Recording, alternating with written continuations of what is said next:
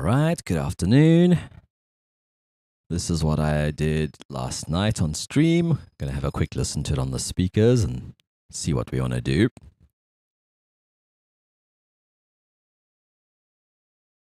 I'm also feeling a bit more inspired today. Might start something new, something original. I'll see. Yeah, got lots to do outside of music production as well. So I won't be on all day, but I do want to make some music first while I'm inspired.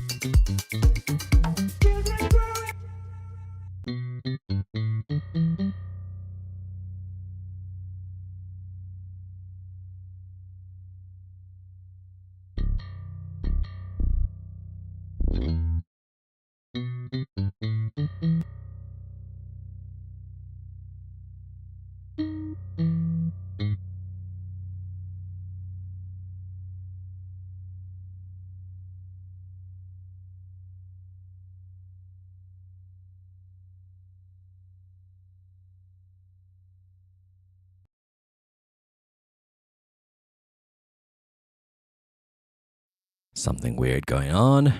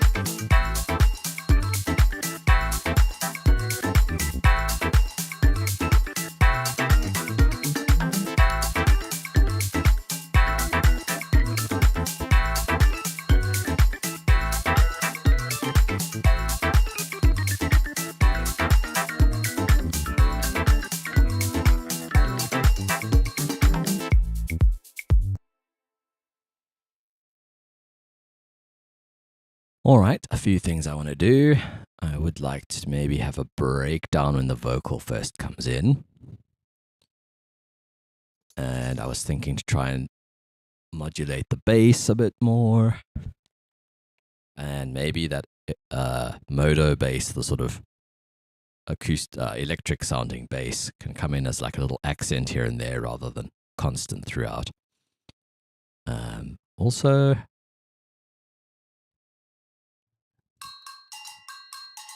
this is not the best version of that sound.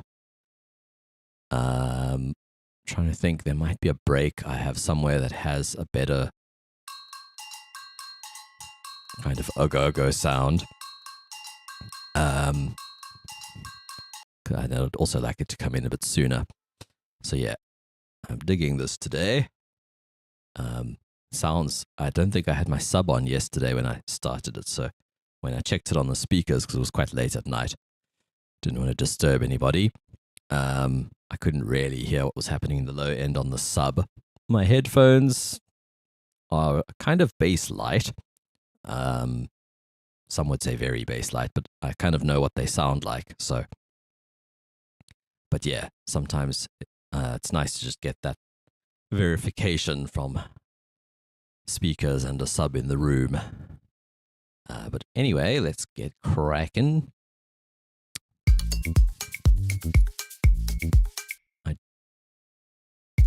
was thinking of modulating. Let's just move this here where we can hear it.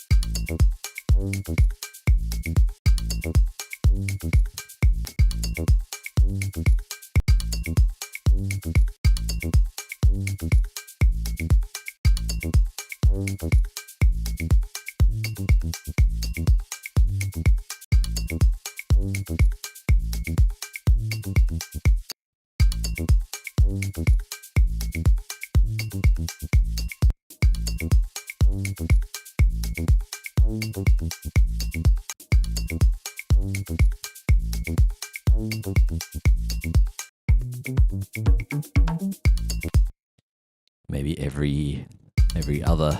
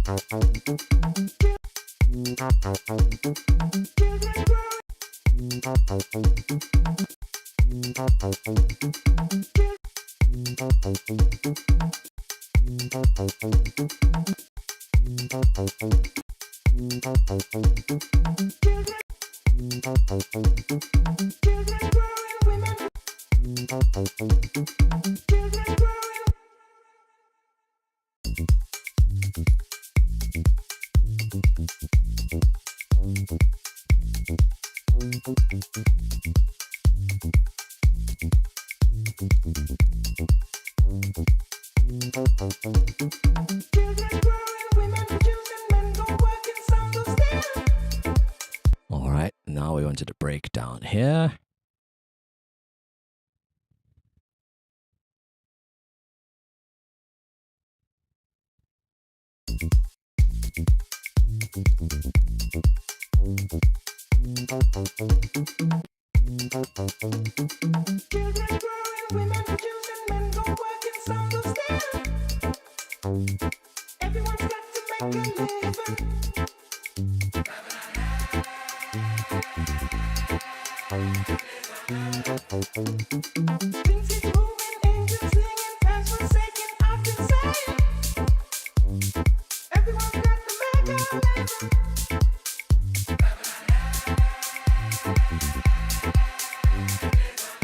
So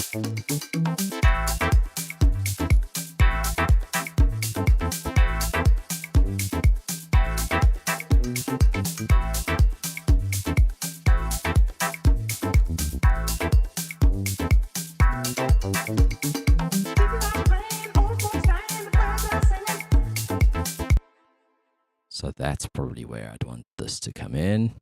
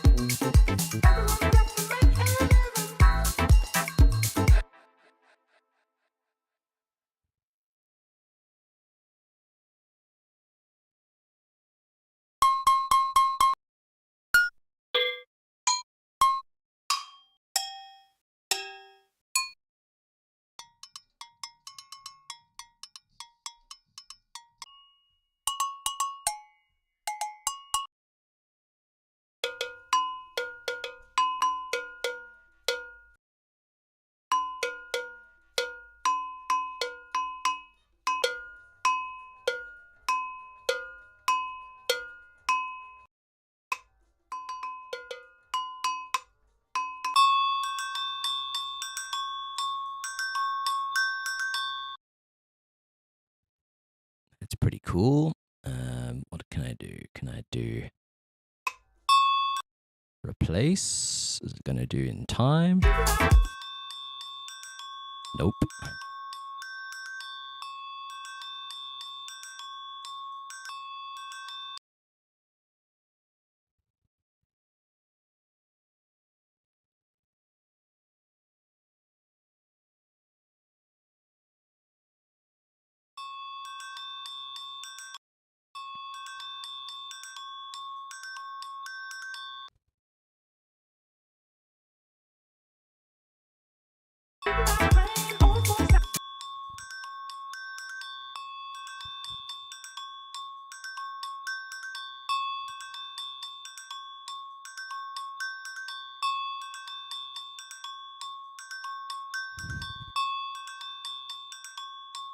Take a transient shaper, take down the sustain.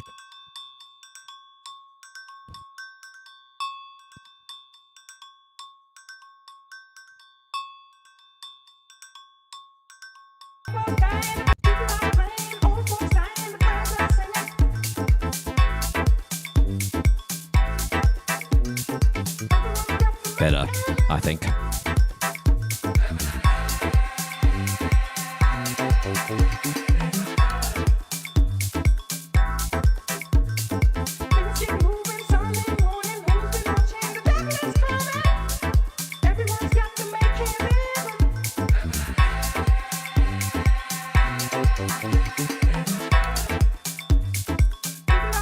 Nice. The breakdown needs some attention.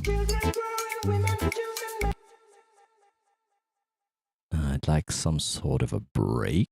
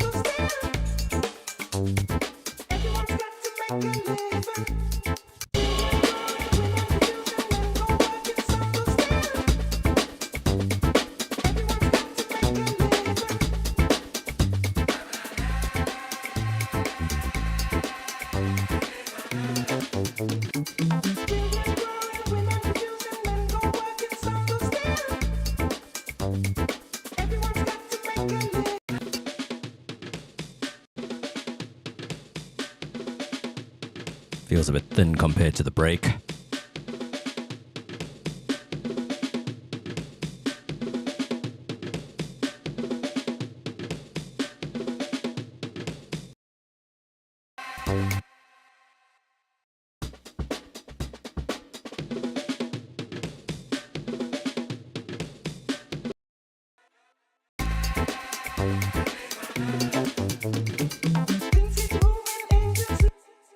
Maybe we keep it going.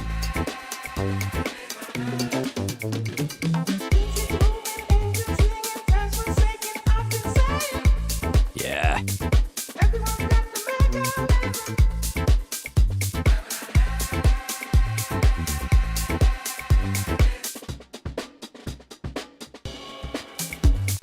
Well, I'm going to also high pass. I'm going to maybe group them and high pass them when the kick comes in.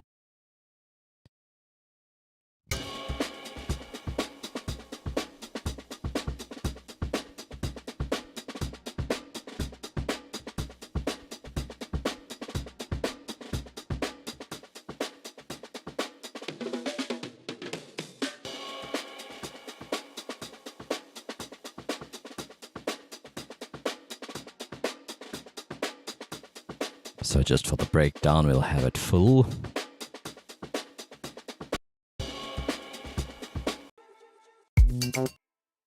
We need a riser. Could just be like a filter sweep.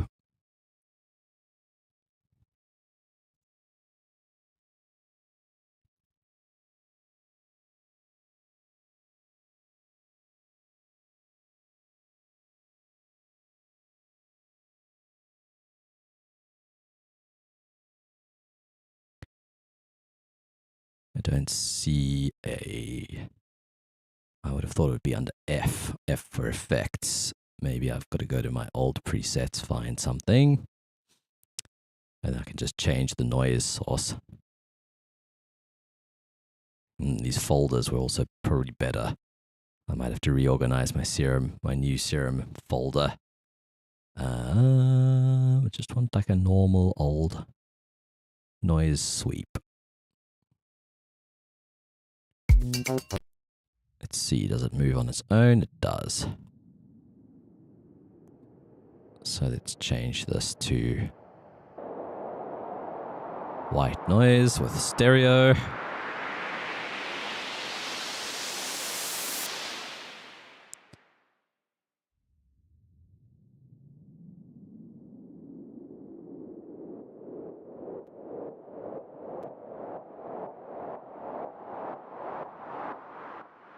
That'll do. I'm guessing it was an 8-bar thing.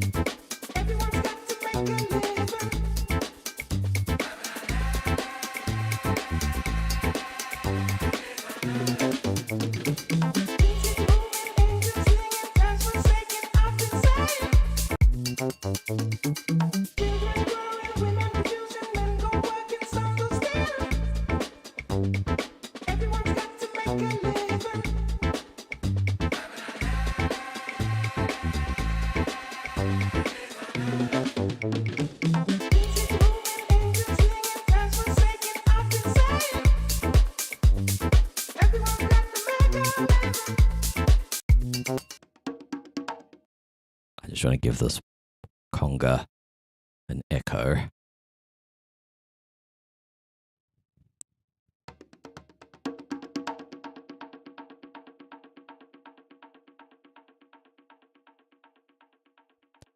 So you'll notice I use nested tracks quite often. So this was a conga loop, and then I added a fill on a separate track, and sometimes because they overlap, it doesn't really matter. originally, like whatever volume this is on, that's minus 11. Then this is an extra minus 4 on top of that, and then I can EQ it in one thing. It's just basic track grouping, really. But I use it quite a bit in old Reaper here.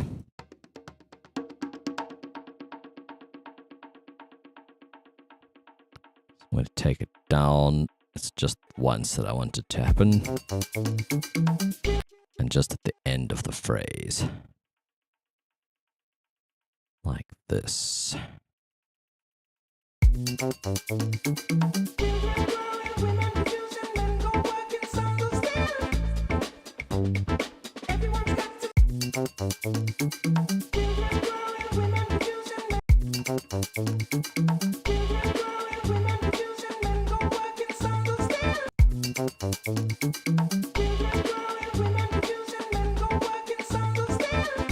Turn down the stereo width of this delay.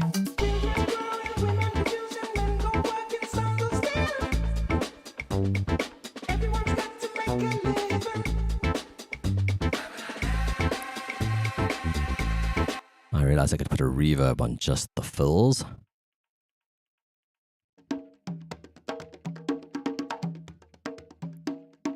I'm also tempted to trim out the beginning of this on all of them.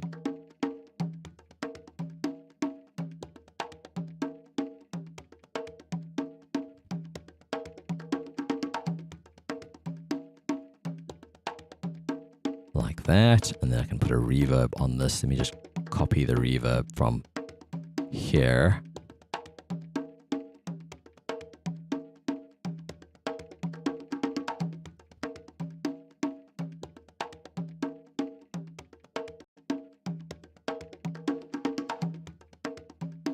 Not bad, maybe a bit less, maybe a longer tail.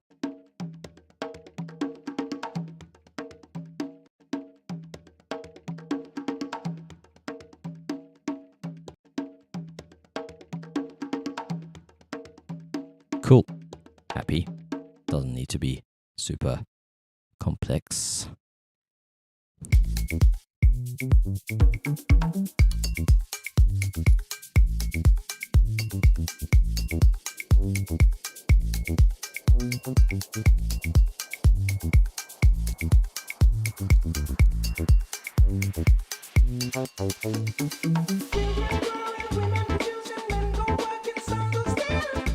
May as well save this Noise Suite preset again.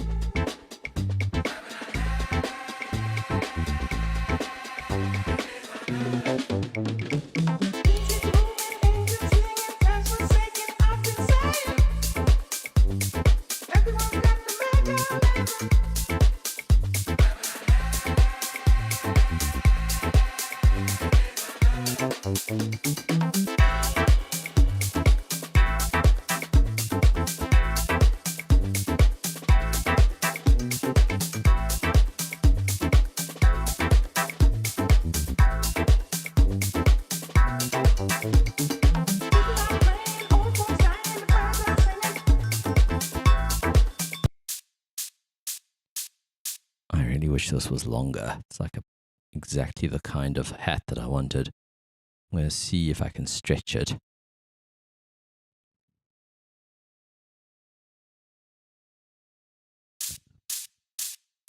Let's mess with the algorithm. You know what I'm going to do? Undo that. I'm going to duplicate it. And I'm going to shift the duplicate. Going to fade in the duplicate.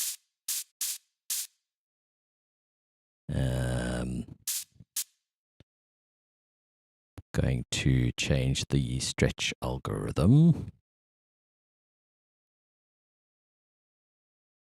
Let's try the like super reverby stretch one.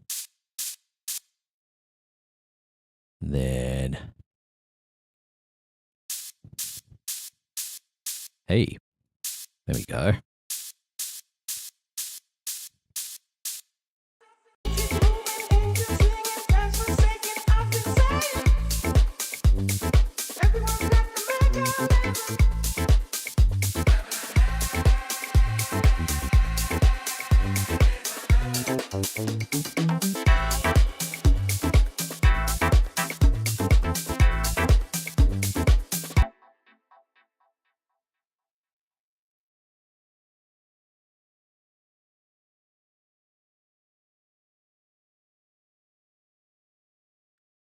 okay. It's a 13, let's say 14 to 16. It's like a 2.5 dB difference. So if I nest this one, then this must just be like minus 2.5 or 3. That way any effects I apply to this one will apply to this one. Save a little bit of CPU potentially.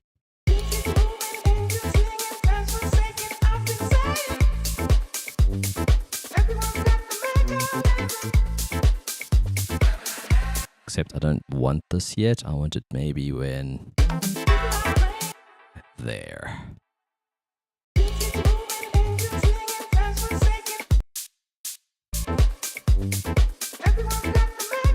It sounds longer than it is. Maybe it's the reverb. I think it's the shaker. It's like a similar frequency.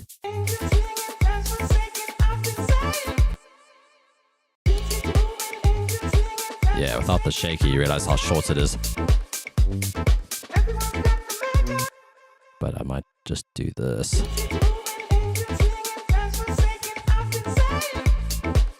Let's see what it sounds like here.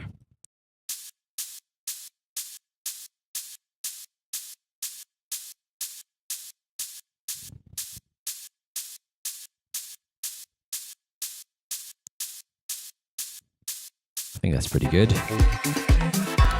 I've extended the hat. I should probably render it. All right, from the top.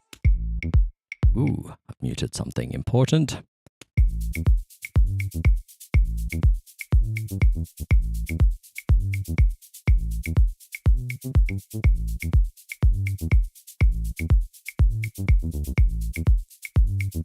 Might also filter down the whole drum bus when the breakdown comes.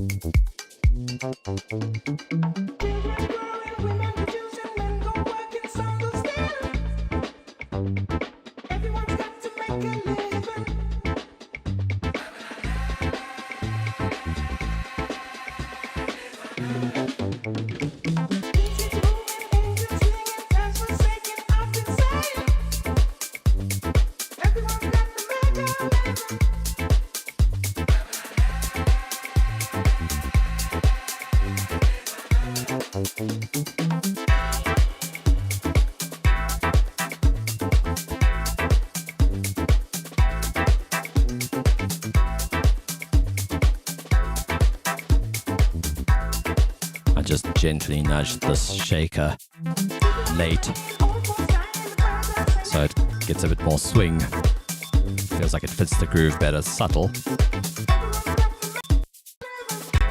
There. Oops.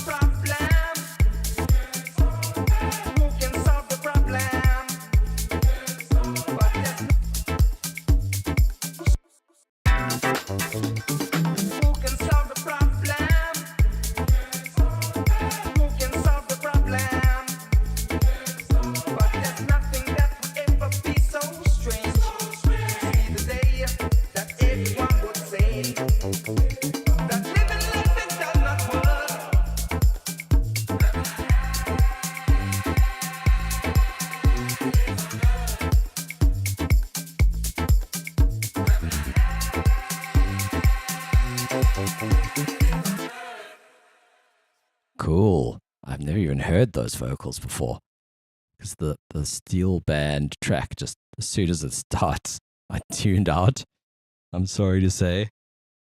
And it's funny because I've played in a steel band years and years ago as a kid.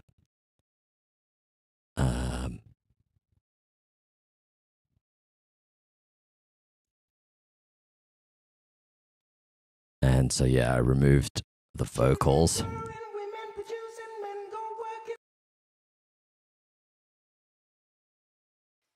This is where's the full thing?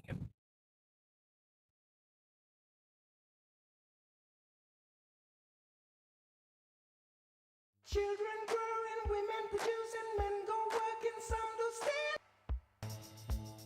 This is the original.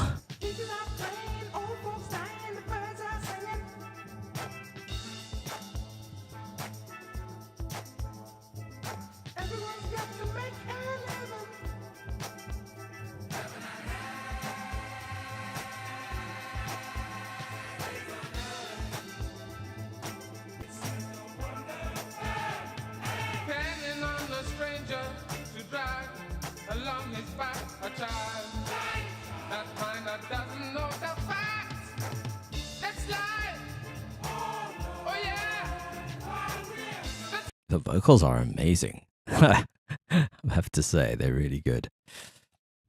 So yeah, I used a stem separator tool to just get the vocal. And yeah, I'm just going to have another listen from the top on the speakers.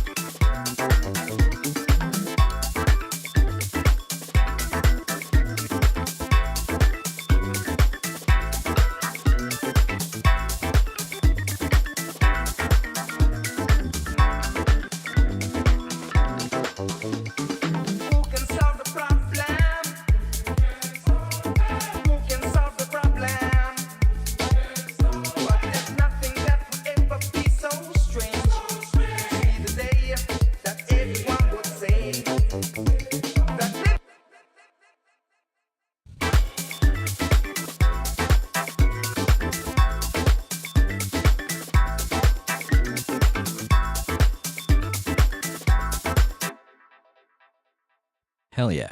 I'm going to save this, have another quick playthrough, and then switch to another project. Don't have to finish everything in one sitting, but I feel like it's making progress. Maybe like a high string in the breakdown. Oh.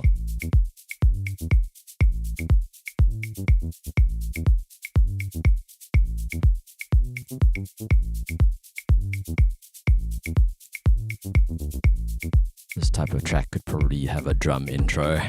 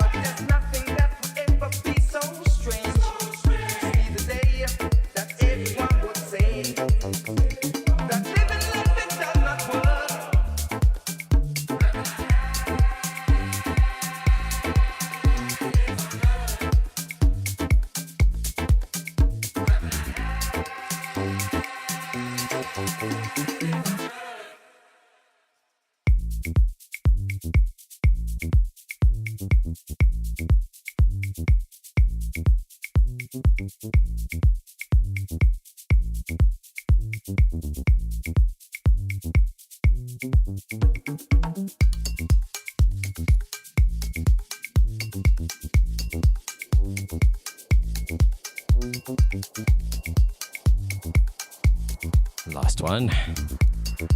Made a few tweaks.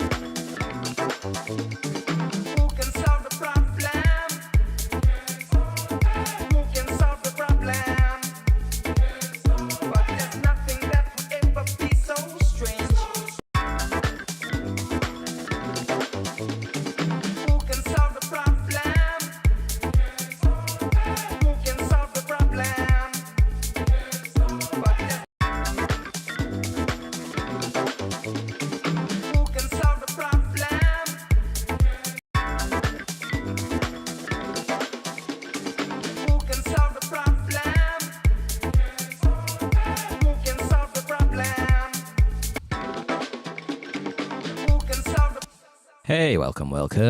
How are you doing today? Who can solve the problem? Who can solve the problem? Who can solve the problem? Who can solve the problem? Oh dear. Well, at least sounds like stuff that's within your control potentially. Not like, yeah, I kind of do too.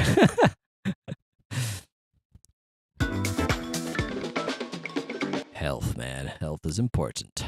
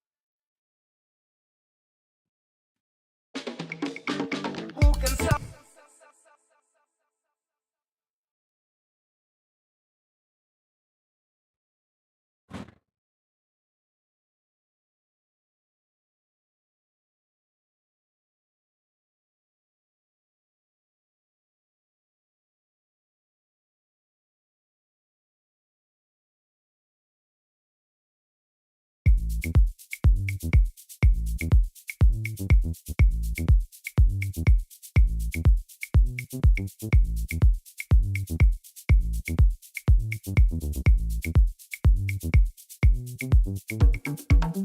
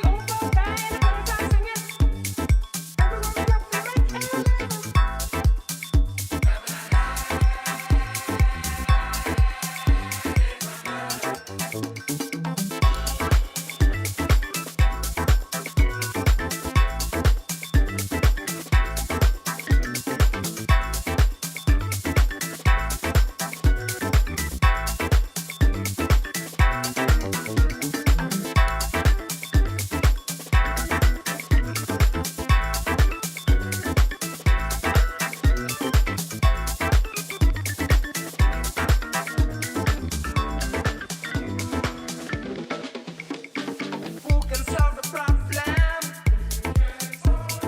Who can solve the problem? But there's nothing that would ever be so strange.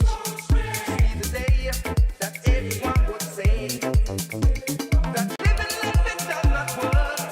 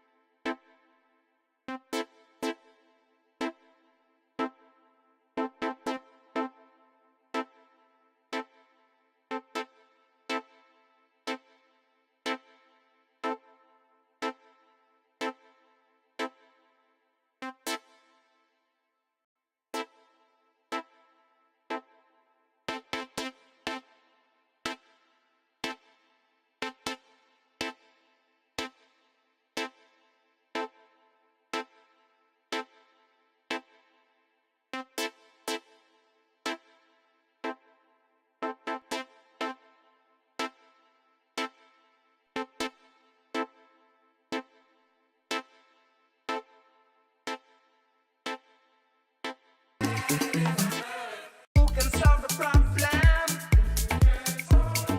Who can solve the problem? But there's nothing that would ever be so strange. See the day that everyone would say that living does not work.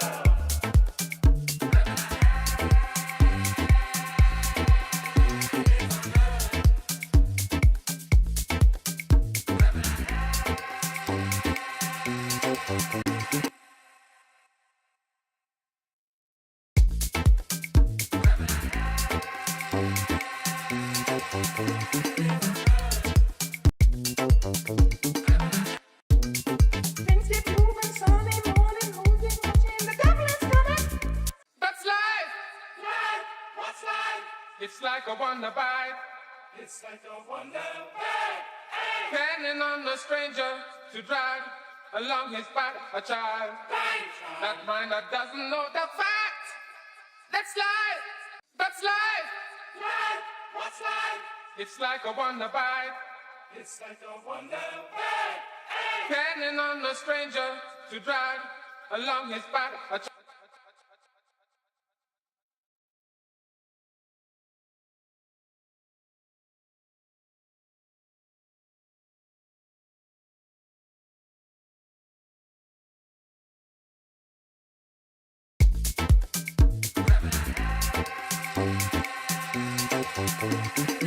That's life. Life. What's life? It's like a wonder bite.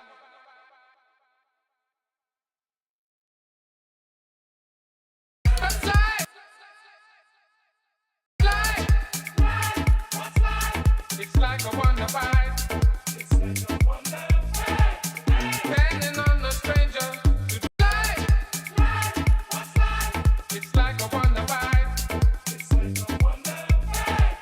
Depending on the stranger to drag along his back a child. That mind that doesn't know the fact. That's life. Oh yeah. That's life. That life ain't just not what it's worth.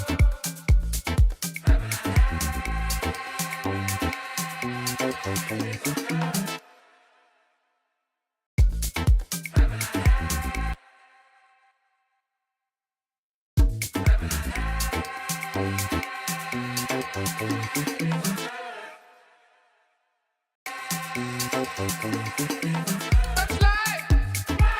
What's life? It's like a wonder bite. It's like a wonder bite. Depending on the stranger to drag along his back a child.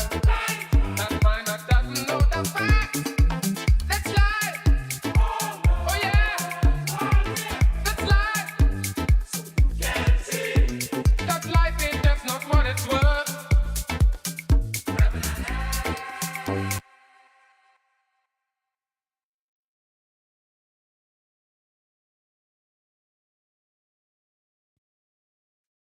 Oops. Muted.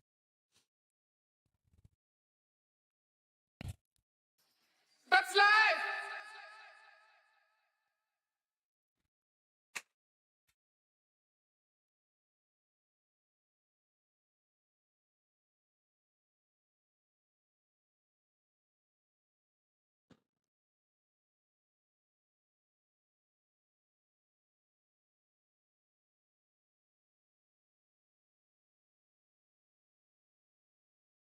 Children growing, women producing, men go working, some do stealing. Remixing this pretty obscure track. Make a living.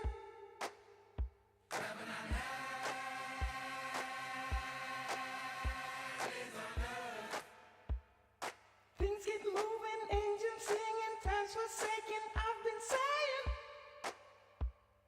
everyone's got to make a living.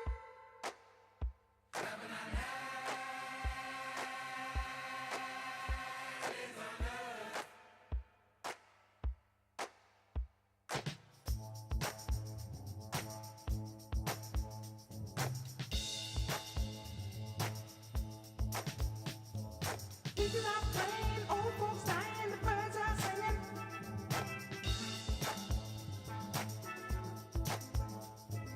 Everyone's got to make a living.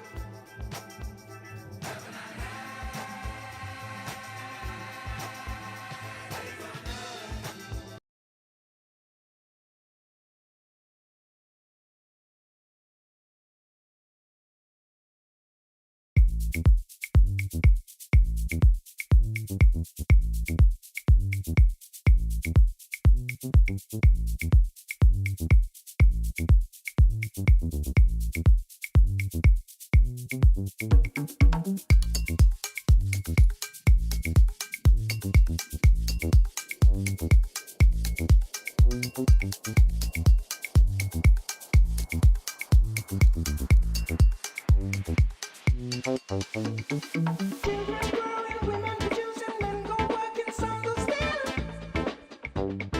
Everyone's got to make a living.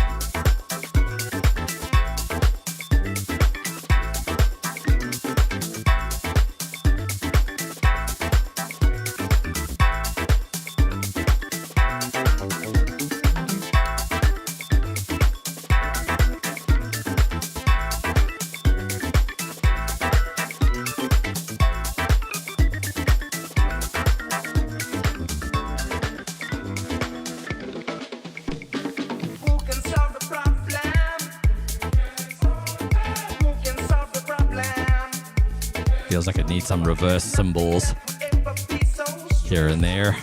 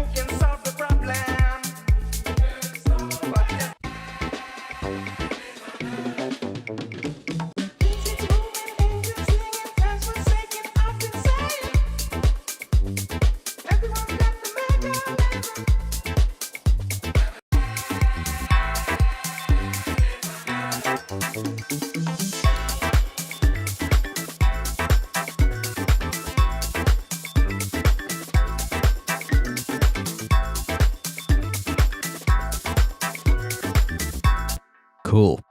Progress. I'm going to come back to this.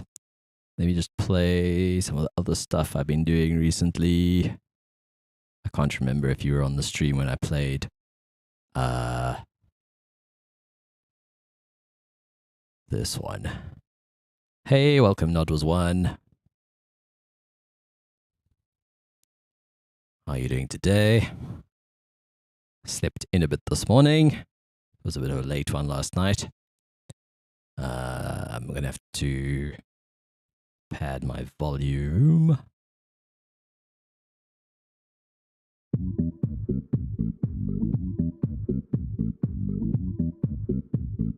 Just playing the other edits and things. Palette cleanser. LOX, yeah.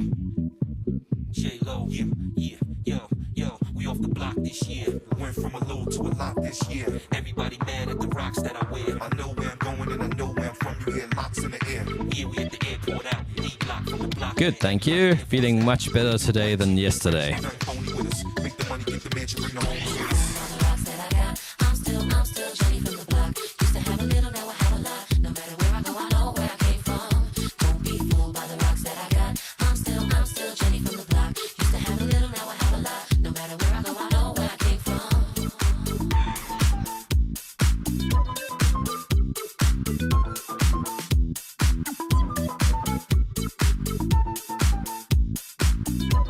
Also more inspired than yesterday. From the living color to movie scripts to all the six to J-Lo to this headline clips. I stay grounded as the amounts roll in. I'm real, I thought I told you. I'm really in on my bro. That's just me. Nothing phony. Don't hate on me. What you get is what you see. Don't be fooled by the rocks that I got. I'm still Jenny from the block. Used to have a little, now I have a lot. No matter where I go, I know where I came from. Don't be fooled by the rocks that I got. I'm still Jenny from the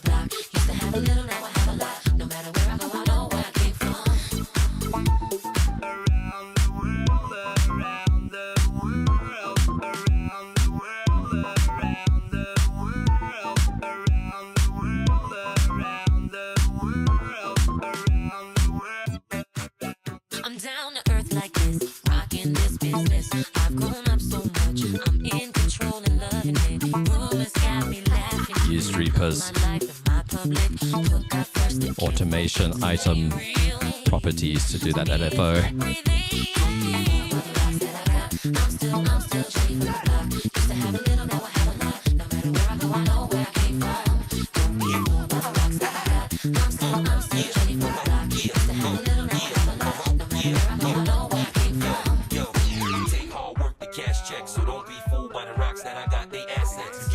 You put out, even if you take the good route, can't count the hood out. After a while, you'll know who to blend with. Just keep it real with the ones you came in with. Best thing to do is stay low. Locks and J-Lo, they act like they don't, but they know.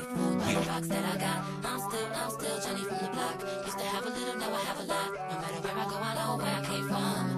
Don't be fooled by the rocks that I got. I'm still Jenny from the block.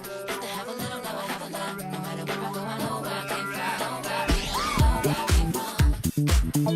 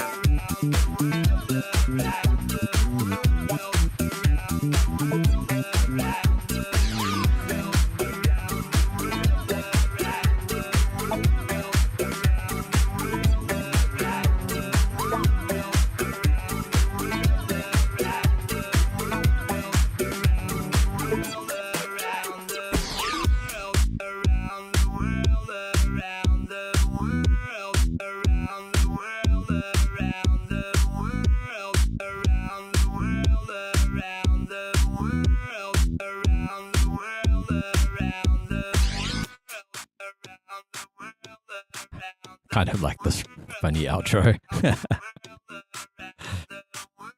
But yeah, I went through this in a bit more detail the last time I showed it on the stream.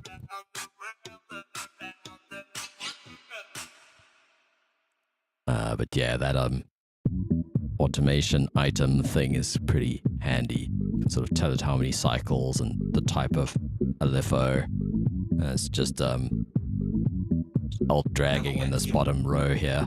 You can do it on anything. It seems to be repeating that one now, which is interesting. Ah, it was because it was selected. That's interesting. Don't know if that's always been a thing.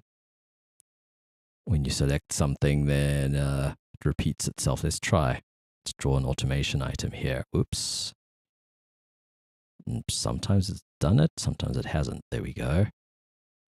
So now if I draw another one, no. Interesting. All right.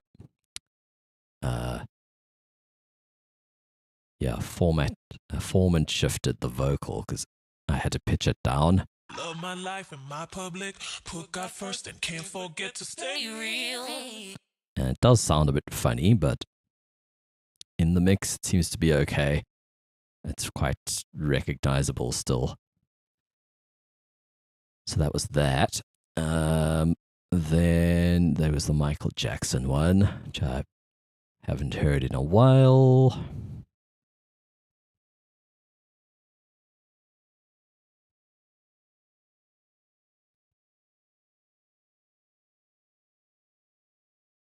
This one I think I actually started on stream.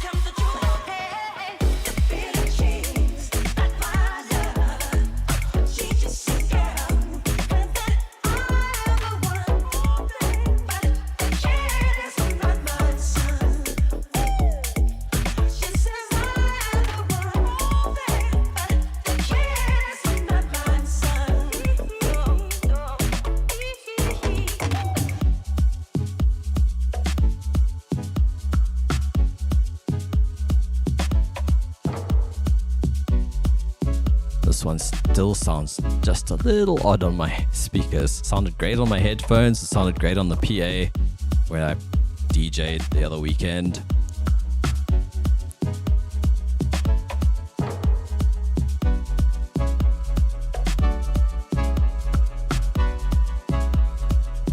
Thank you, Nodwas.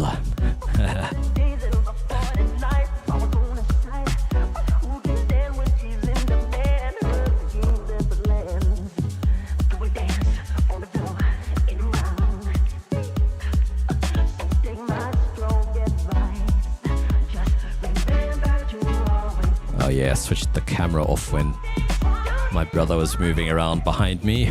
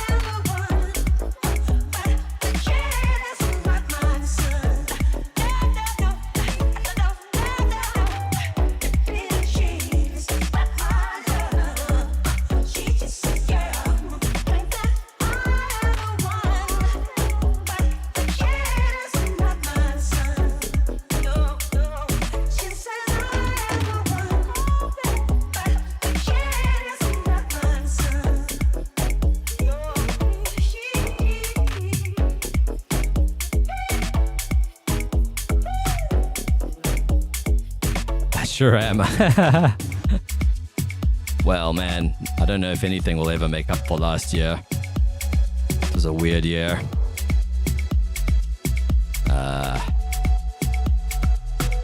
Yeah.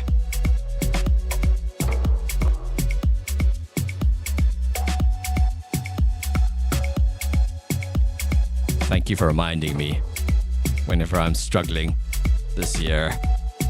I just have to think about last year and it's like motivates me forward. Oh yeah, I kind of made an outro in a hurry.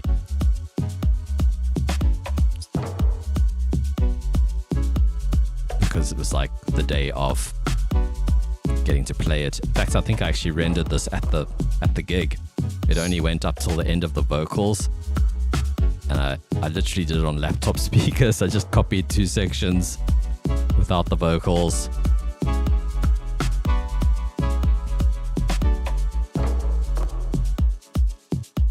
And made a quick ending. It's already 6.5 minutes, 7 minutes. It's quite a long track. Look, it's never going to replace the original. The original is legendary. It's just certain situations I can't play the original at like a place where I'm asked for house music. And the thing is, I can play some old, like I might play 1 or 2 old funk tracks or something. But the more kind of remixes I have, the better for that situation. And it's an interesting challenge just for my production skills and stuff. Like, yeah, I would never claim that this is particularly special. It's just something I needed to do, I guess.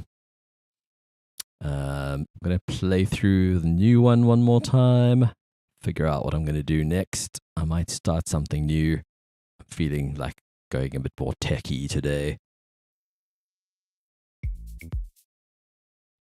Turn off this.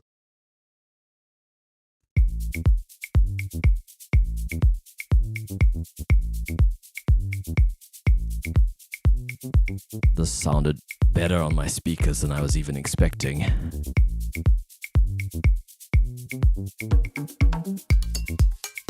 Was working without the sub last night. Whenever I checked it on the speakers, was sort of softly without the sub. And I'm in a weird dead zone here for bass. I don't always need subs with these monitors of mine, but in this particular spot, I do.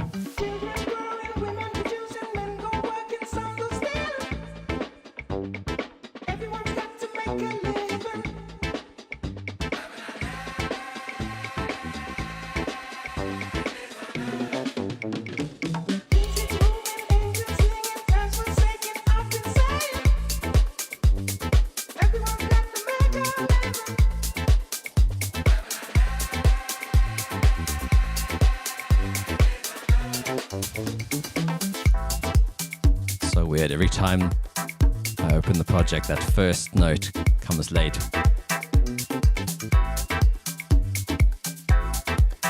It's Contact. I don't know why. Contact's misbehaving.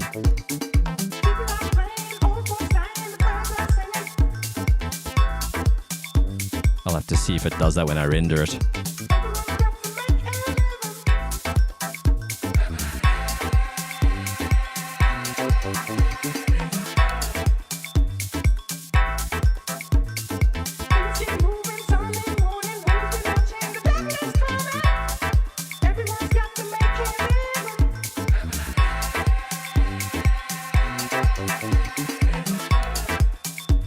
Should probably have different turnarounds for the bass.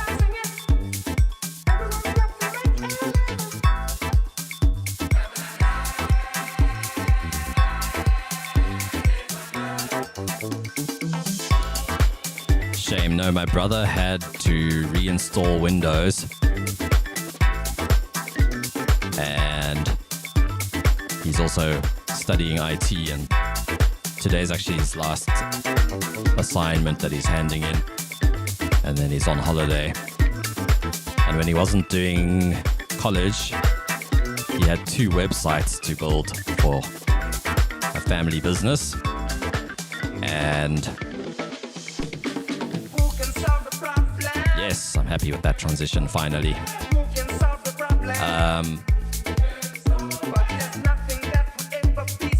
Yes, I think he's installed most of his plugins now, but he just hasn't really had time to produce.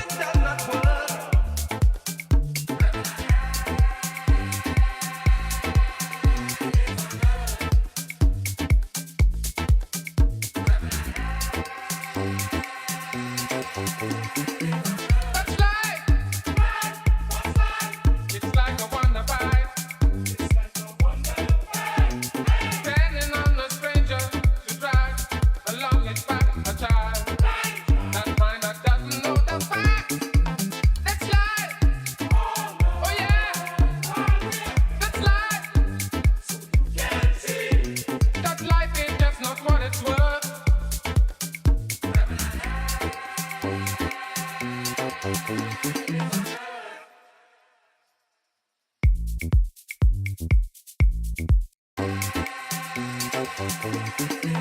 That's life. It's like a wonder bite.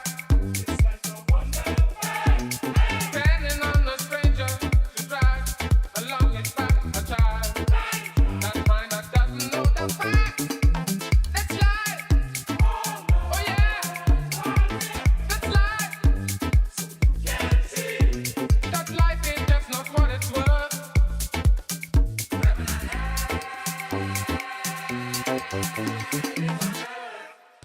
So technically, this is like another verse that could come later, because there were more vocals before that section.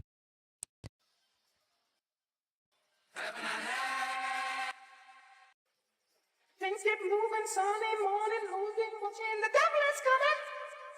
Everyone's got the mechanism. That's life. Okay, so it's just that one. That's the only part we're really missing. I think I might leave it. Who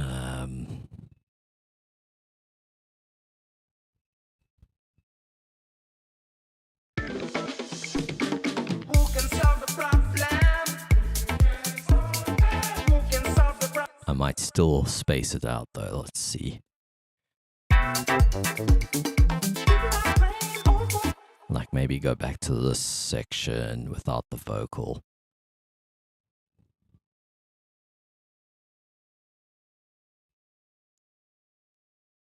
Before that section, so like that.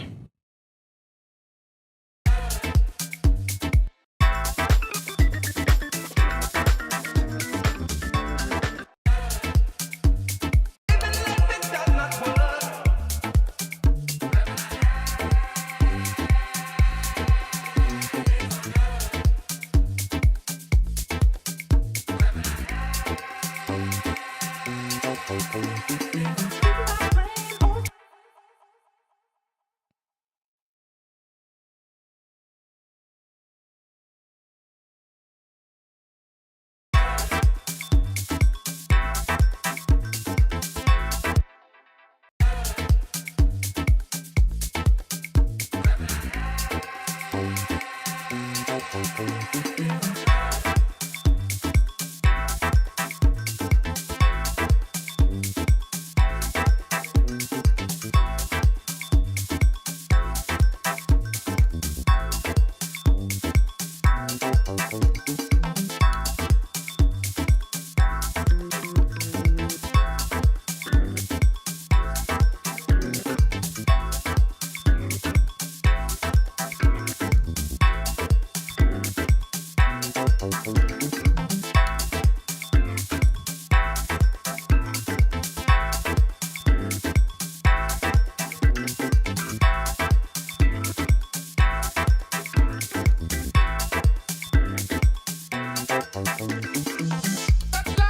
might just record that in.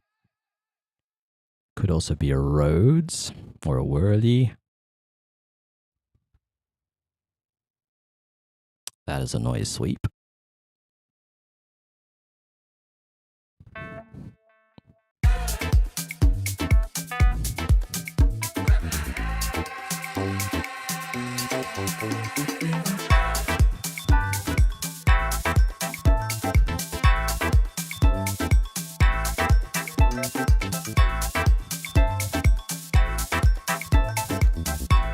Woo! Hell yeah. I like that.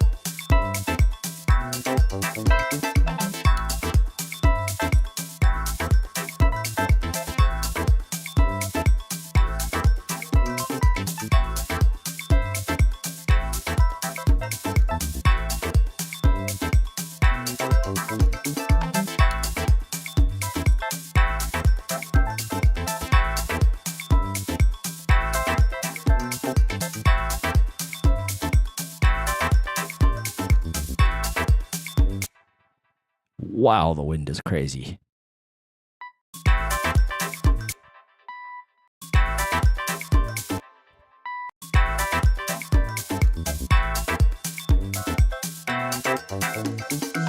That's life. It's like a wonder bite. Depending on the stranger to drive along its back a child. That mind that doesn't know the fact. That's life. Oh yeah. That's life.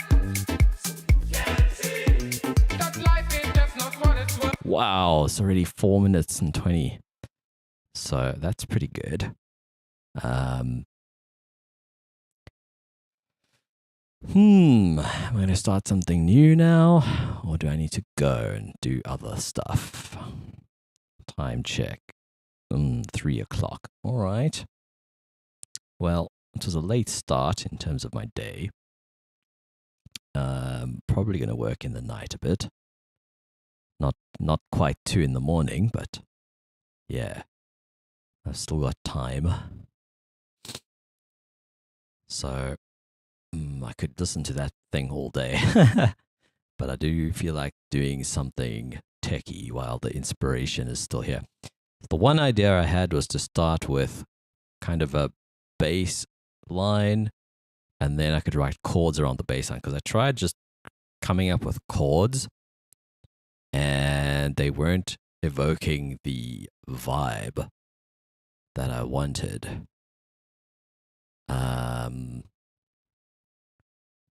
So yeah, this is one of those things I've been doing off stream, is sometimes, like, I think I started the stream when I already had decided on, I tried to do Get Lucky yesterday. So like, I'll usually have 1 or 2 things in my mind, or sounds in mind or something. So when I start streaming, I'm not just completely freaking like messing around. So yeah, I've been trying to do that with something more techie as well, and it hasn't really gained momentum yet to where I'm ready to start. If that makes any sense.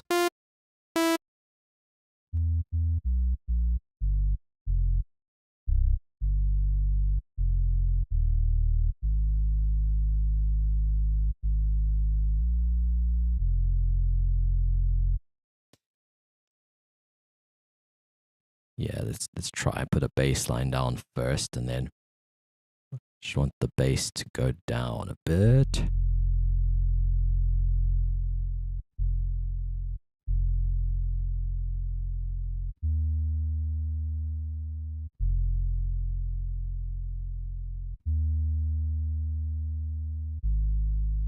Sure. It's just a guide right now.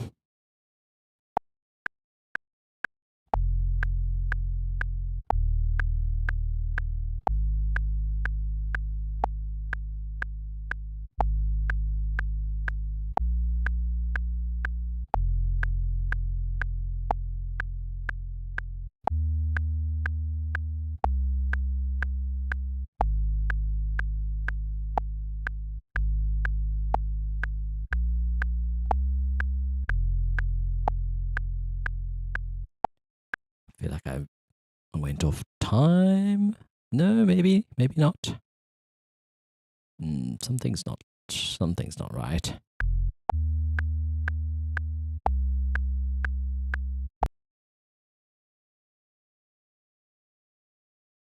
Right, this is where I went wrong.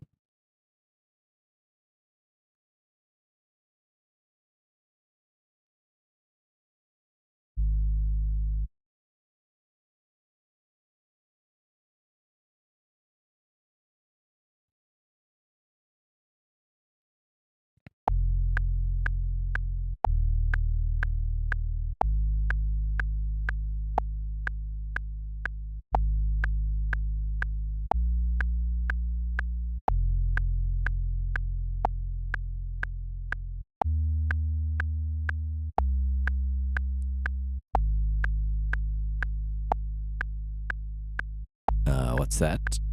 What happened to the other track? I saved it, and I've just been been going through a few other projects that I liked. Yeah, I just thought I would start something new. It is 4 minutes and 20 long, though, that other track, so it's coming along. I might still have space for a few more melodic things in it, I think. But if I had to play it in a pinch, I would just quickly copy a bit of intro or something to make an ending, outro for it. Or repeat a section or something. But yeah, I feel like it's most of the way there. I do think it could have an ARP or something, some other, or just even a static sort of doot, doot, doot, doot, some sort of a synth somewhere. But yeah, I've got another idea that I thought I would attempt to start. I'm going to go with Surge, I think. Let's try and see if I can find a preset.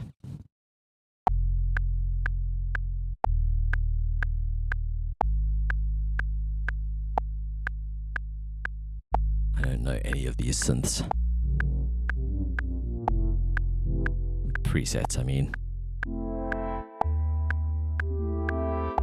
Looks good work. Wait, we played this.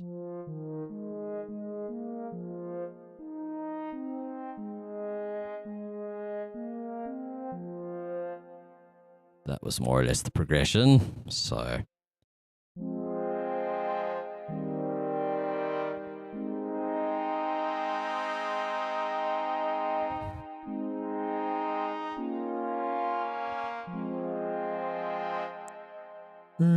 sounds pretty basic, but we can make it interesting, hopefully.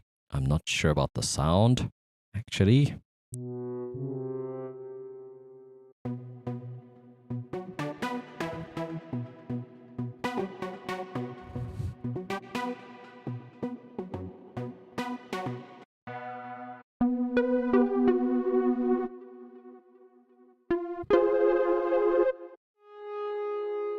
Wow.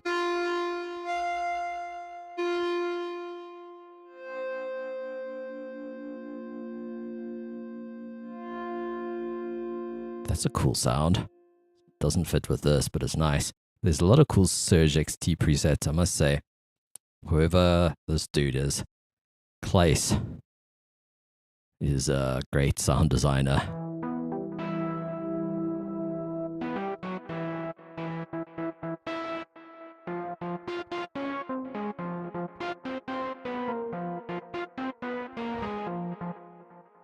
Yeah, I'm thinking more techie for this new idea. I haven't done a techie track in a while. Like maybe sci-tech. But somewhere between. Ooh, that's also nice.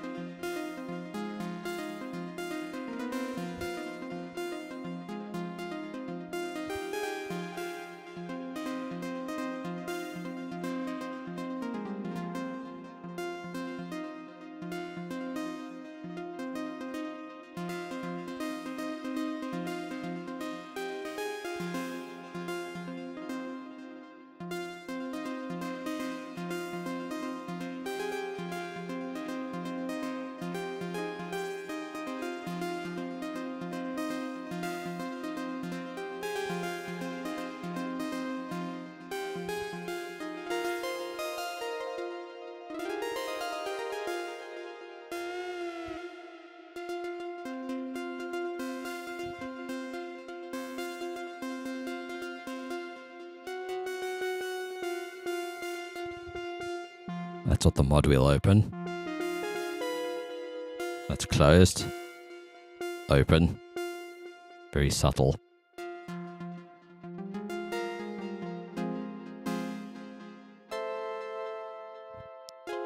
Actually works quite well as a... Ooh. That actually suits the idea better. Let's see. Maybe an octave down.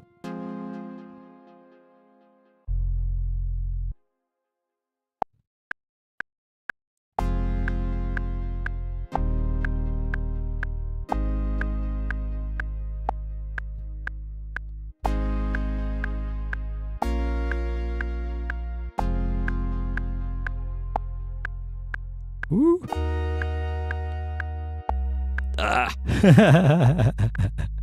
I had suddenly realized I did not know what chord I was going to play on that note. Don't know if that works. Let's not undo anything. Let's just take it away.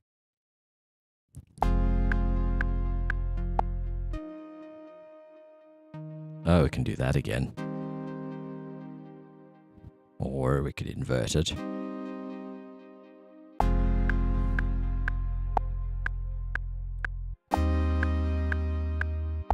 Oh, it goes like that, okay.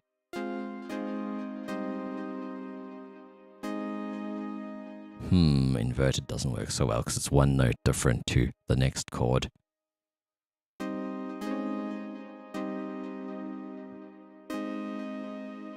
Unless I change that one. That could work.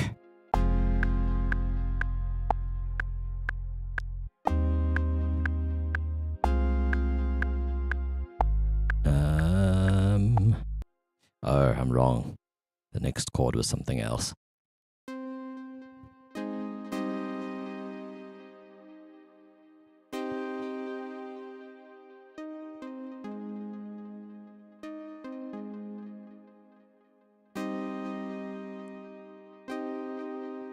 Maybe we can invert this somehow.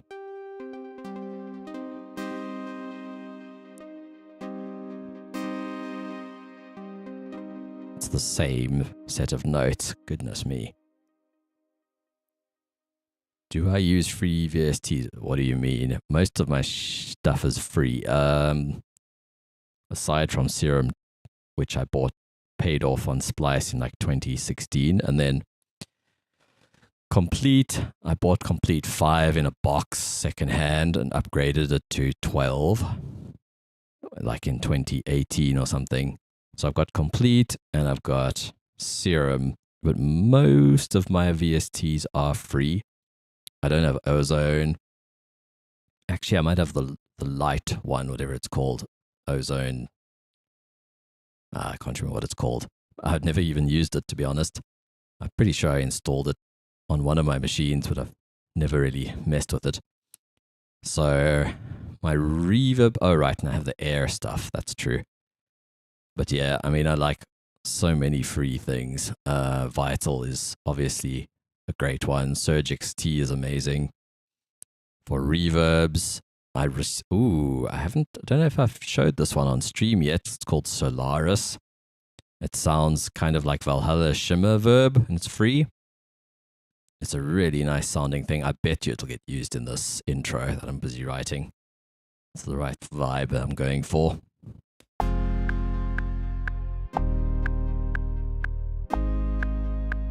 Just getting a feeling for this.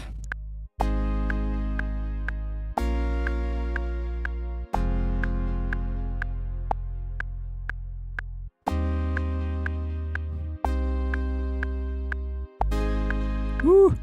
That was tight.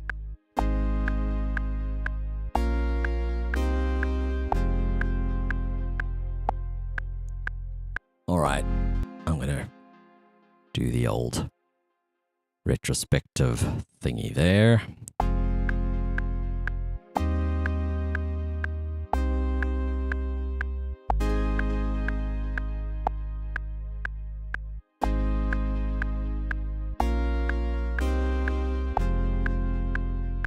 Honestly, not having the inversions is quite nice.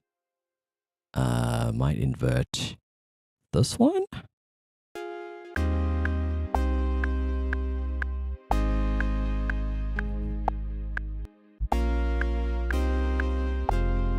Yeah, that's quite cool.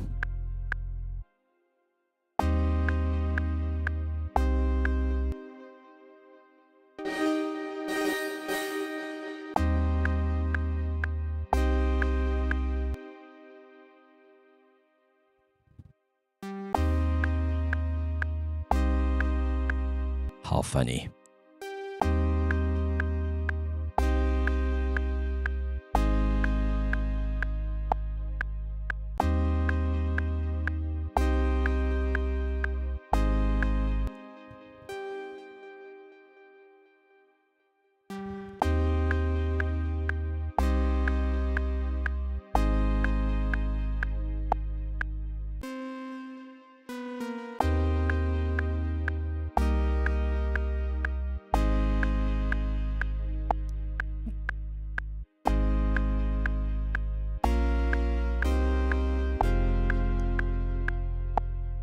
It could work. It could work. It could work.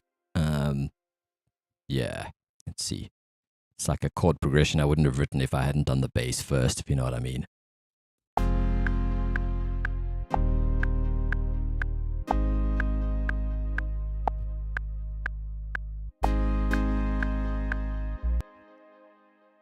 Just want to do some adjusting while it plays.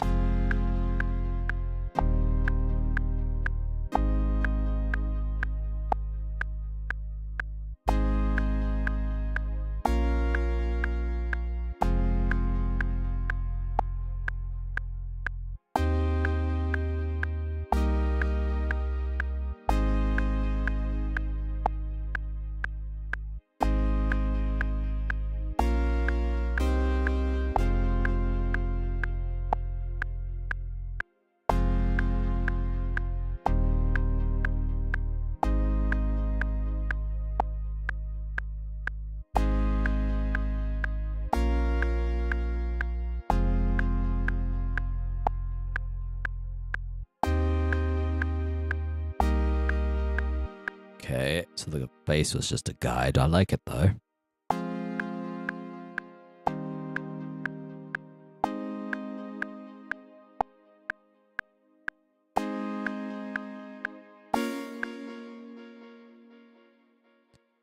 Maybe a choir of some sort.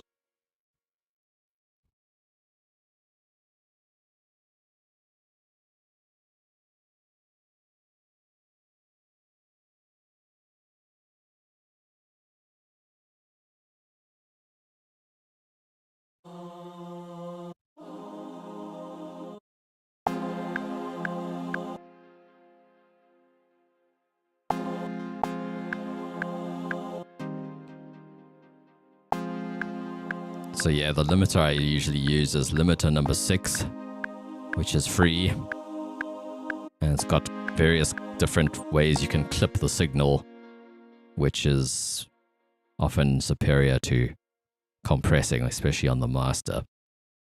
I've been using it for years.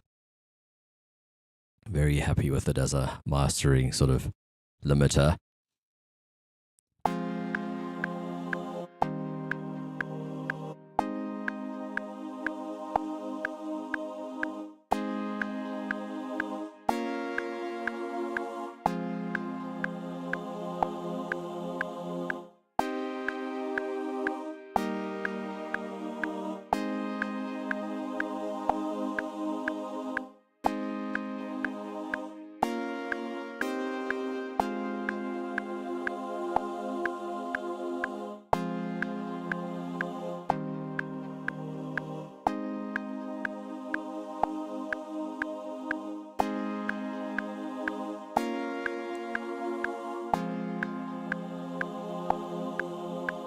Sick, I'll check it out. Check it out off stream if that's alright.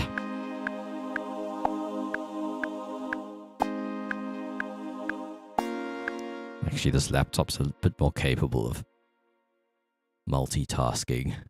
But question is, am I?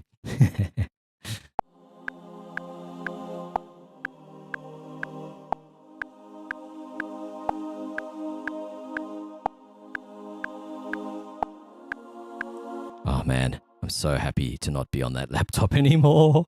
That other laptop was driving me nuts.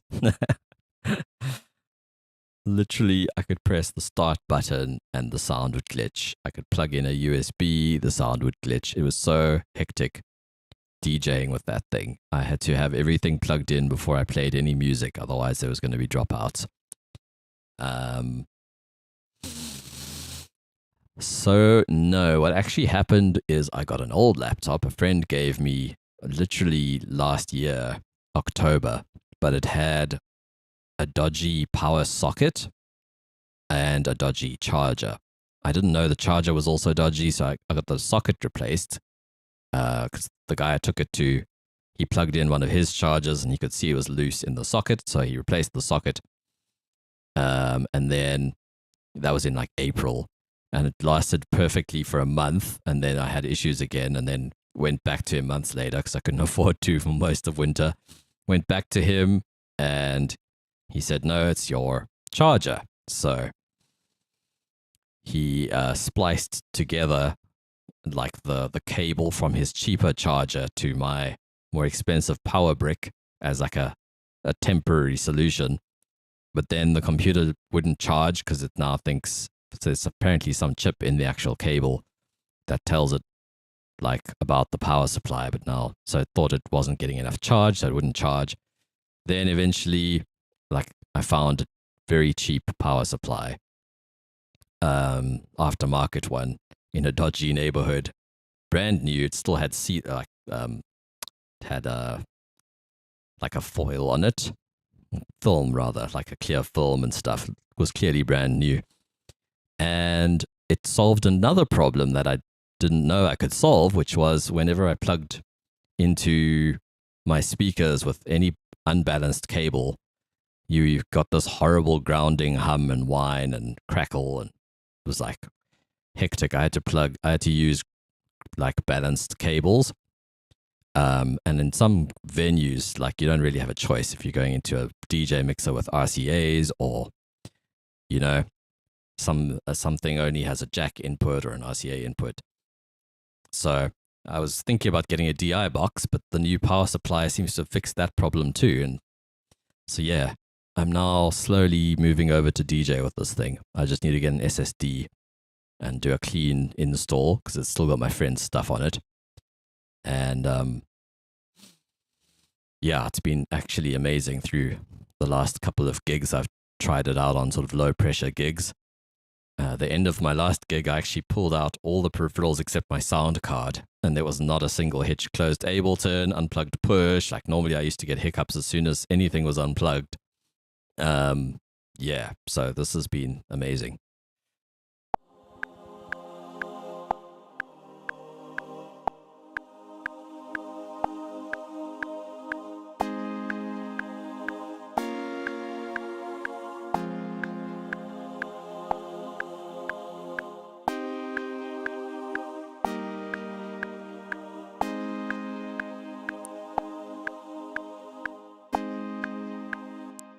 Where's that legato option?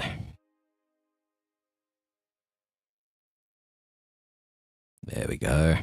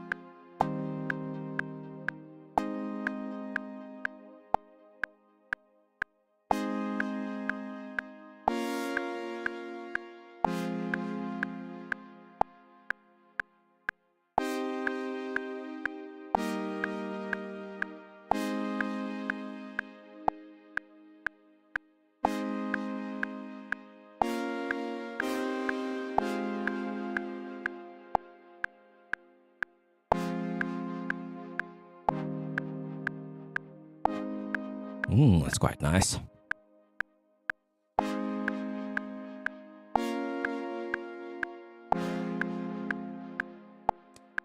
Yeah, I'm inclined to say yes, but certainly when I was a teenager, I was learning keys at some point, and then I took up drums. DJing, it never really even entered my consciousness until I was about 16. Visited an uncle who lived out of town, and he had like some old, I think, Gemini or Behringer or something, those like rack mount CD players you used to get in the 90s. He had one of those and a pair of headphones, and kind of just briefly showed me how to use them. And I had a CD collection, and I ended up playing for, I think, 6 hours. And then some other guys came and played for like 2 or 3 hours. And then I played again for another 2 hours. So I played like 8 hours the first time I DJ'd. It was pretty fun.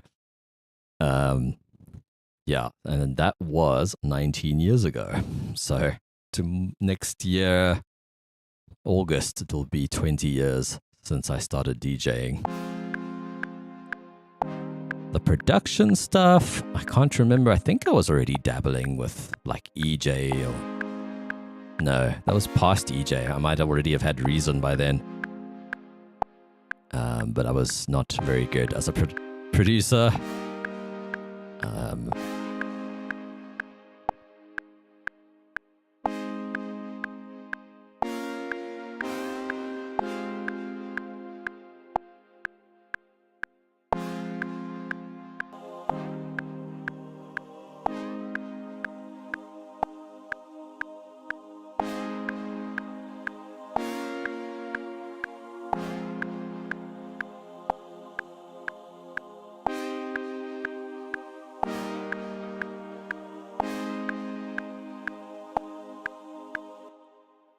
I am using Reaper. I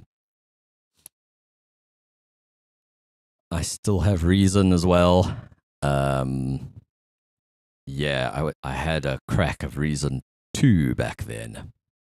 And shortly after, Reason 2.5 was out and 3, and I couldn't update. So I was stuck on Reason 2 for quite a while.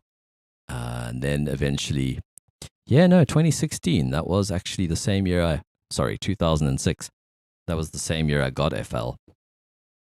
I think I got it in July that year. So just before I DJ'd for the first time, I had got FL. And that was the fruity edition where you didn't have automation clips. You could do it as like parameter automation in the piano roll, or it had that event editor, I think it was called. And it was sort of pattern-based automation, I guess. And you didn't have audio clips, so I had to put everything in the sampler in the rack. And it was a pain trying to sync stuff up. I used to record stuff in Audacity, and it would drift out of sync for some reason. I don't know if they had different sample rates or something.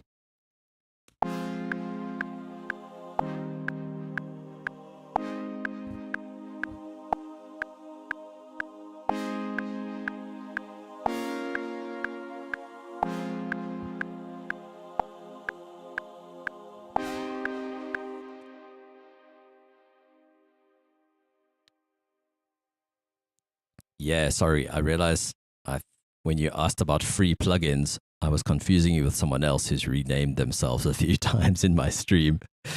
So yeah, sorry about that. I use quite a few free plugins. So the one, maybe I'll use it just now. Let's actually see if I go contact.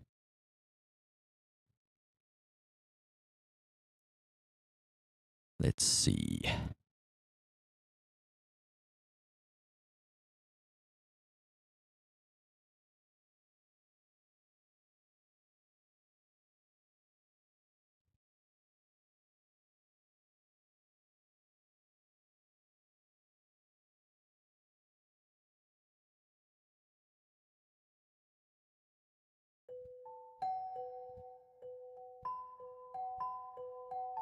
Ooh, that's nice.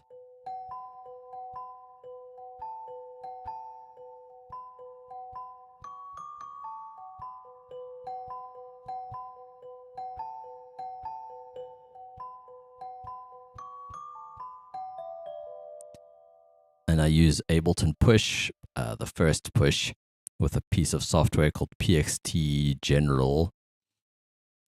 And it allows me to use push in other DAWs.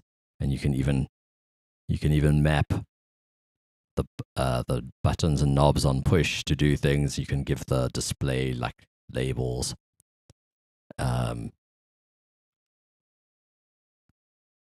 You can sort of change the colors of the LEDs and stuff as well.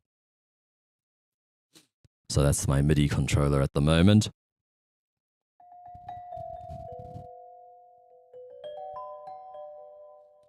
Right, so I was going to show this reverb. There's already a lot of reverb on the sound though, but this is an amazing free reverb called Solaris. That is a strange preset. It used to load on this preset.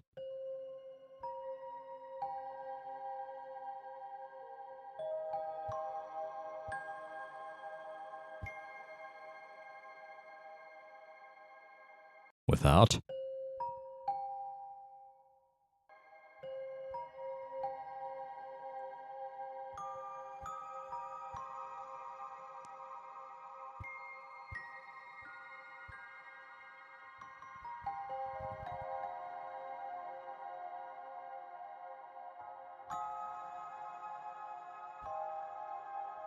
Might be nice with the chords on it, actually.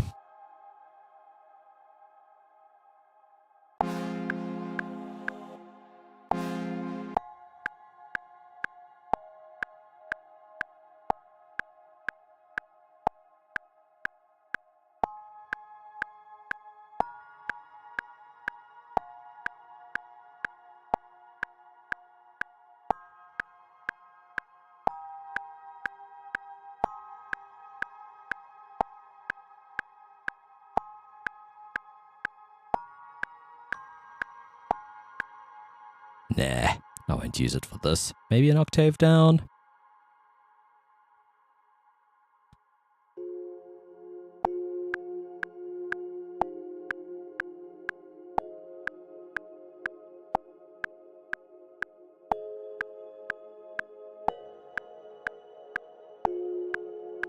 That is nice, have to say.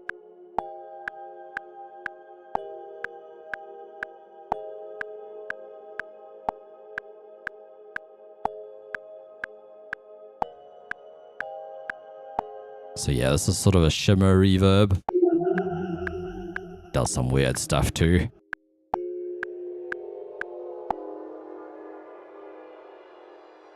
You can hear it pitching up. So that's the sort of shimmer that it can do.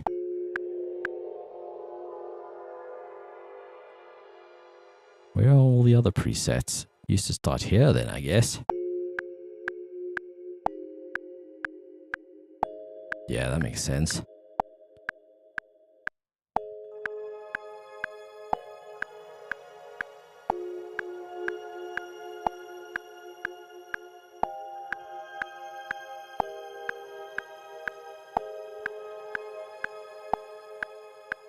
Really cool plugin. I still don't have Valhalla Shimmer, so that was a pretty nice discovery.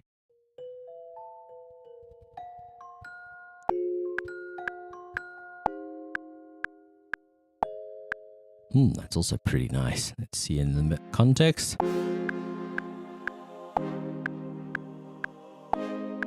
Nah.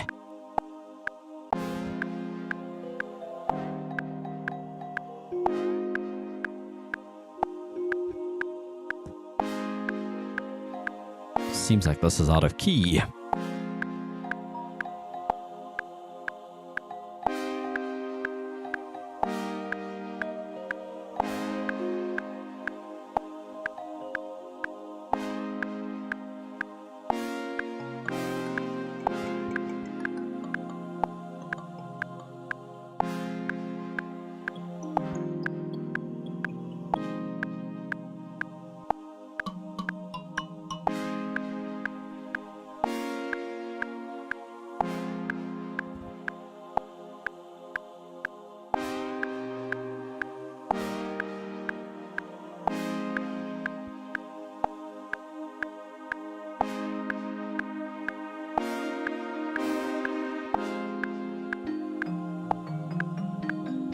This one's not out of key.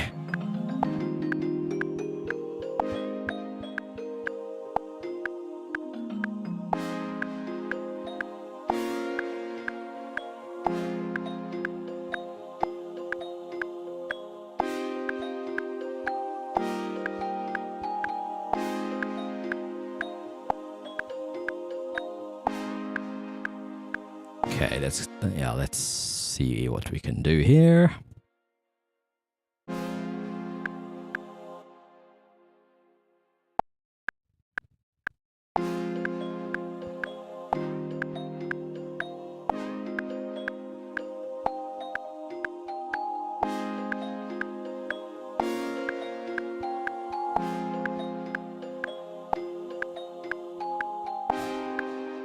figure out what we're doing first.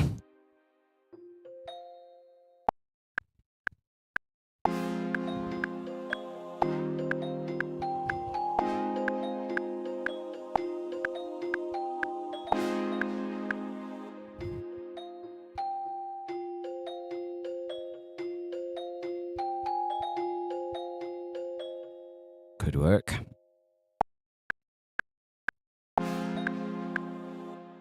Jump the gun.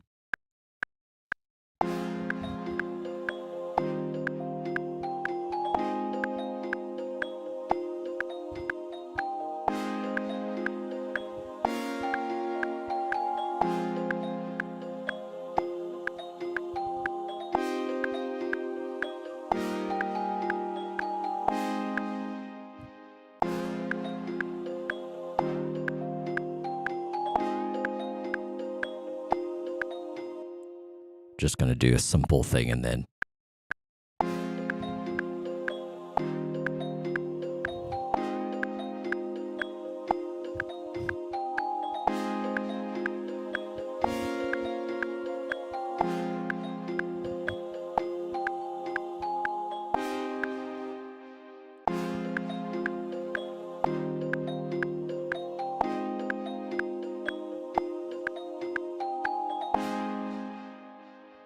I'm just going to make variations by hand.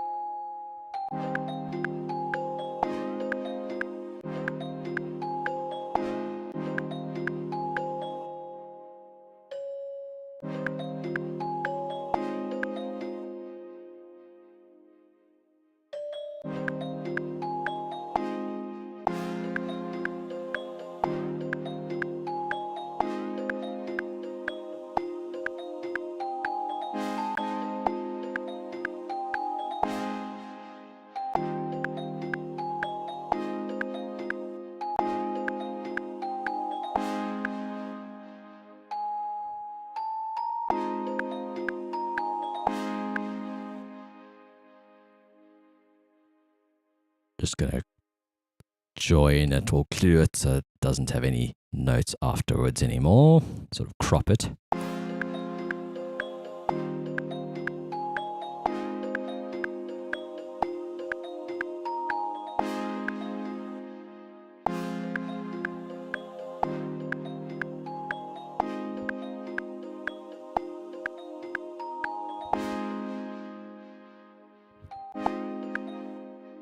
Maybe we can reference the chord.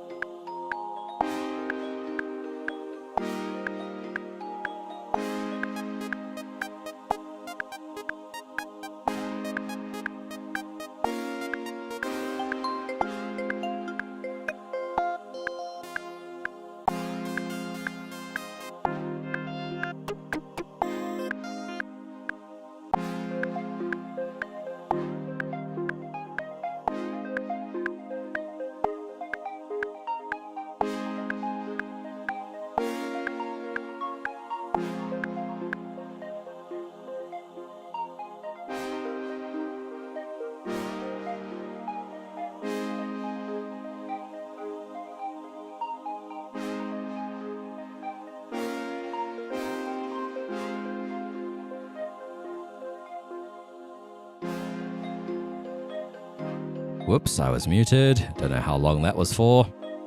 I was speaking to my brother at some point. Maybe you didn't hear me say it was Expand 2, the plugin here, that I was using for the Celeste sound.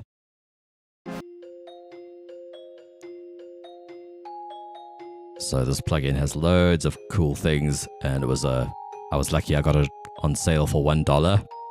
There's pads, there's polysynths, there's percussion, leads, acoustic and electric pianos. Not too fond of the acoustic ones, but the electric ones are great. Organs are nice, strings are nice. We're using the Celeste, which is under mallets, also quite nice.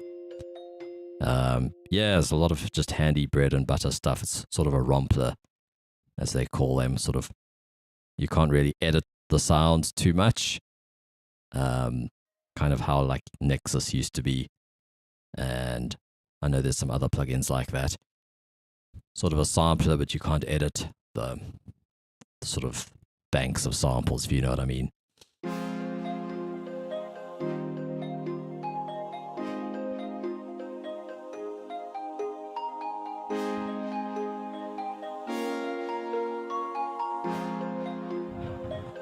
I think I like this little motif.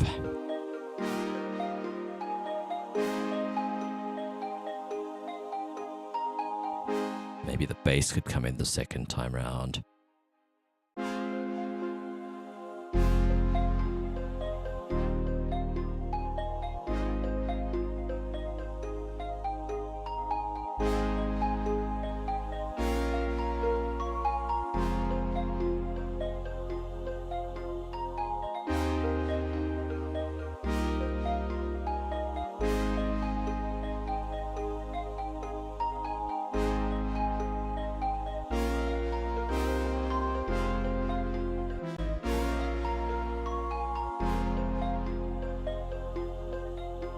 Where is that chord? Is it here?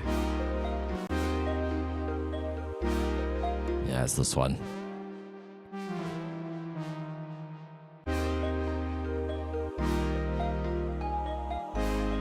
That maybe works. Just felt a bit thin, that chord.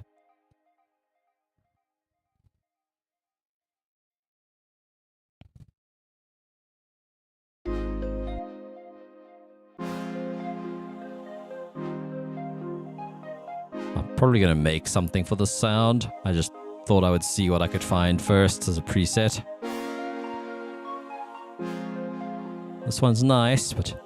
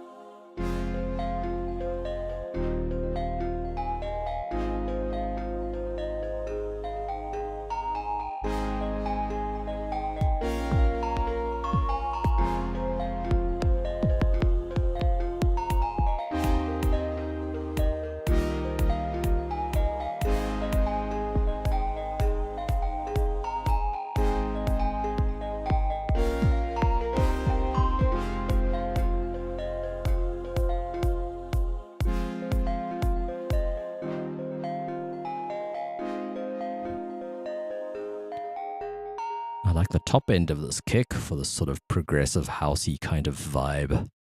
But I don't know if it'll be the one I use. Maybe I might separate the lows and do something else on the low end.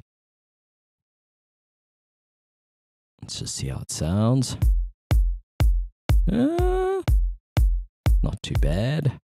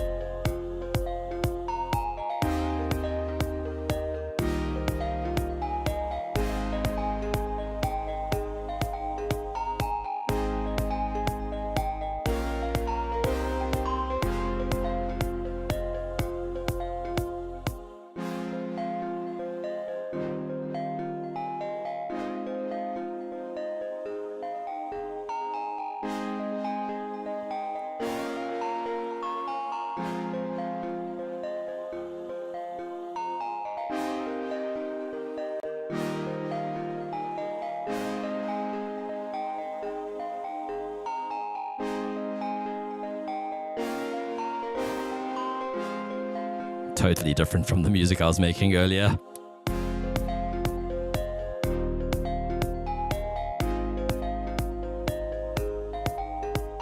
I am going to separate the lows, I think. So I'm going to duplicate this. I'm going to remove the send to the bass bus because that's my side chain for the bass. We don't need to side chain it for this.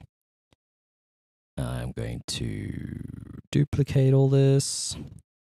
I'm going to take away this one, so we're just dealing with the highs. I'm going to make it much shorter.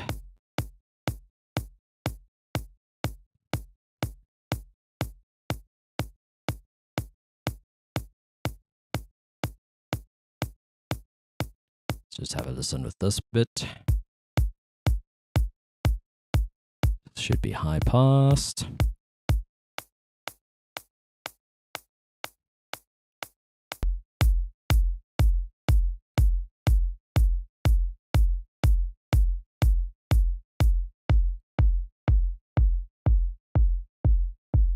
Let's see.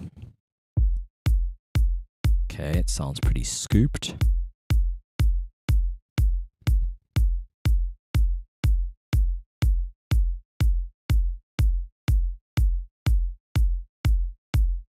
That is a sweet spot. But we do want some of the mids.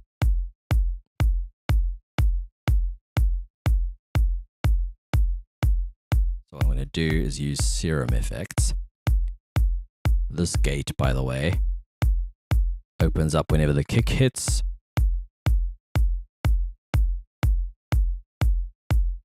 And sends MIDI. Send MIDI on note open and close.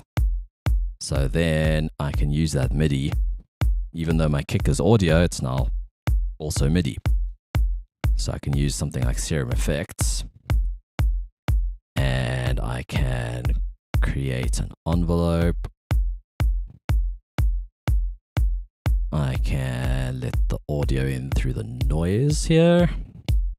Why did that change how it sounds? Let's see if we can do it here. It sounds like a phase thing. Maybe it's just latency compensation. If I were to press play again, it might be fine. But for now, I'm going to filter. There, that is sort of the sound I like. And then I want to open the filter every time the kick hits. So we get a bit more of the mids. Let me just solo the low end. So without Serum Effects, with, we can make it a bit more snappy. Like that.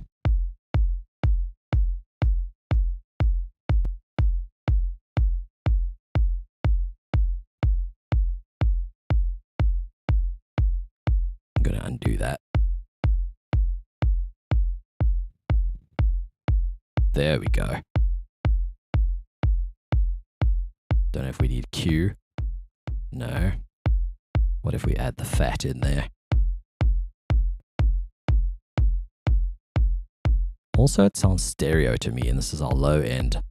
So we can utility and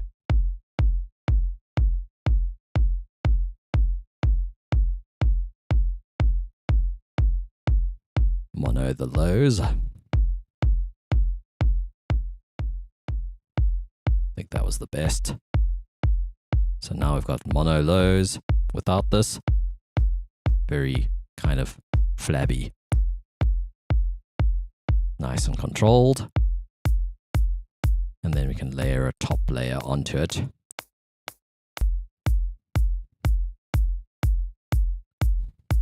Still feels like it's missing some mid-range.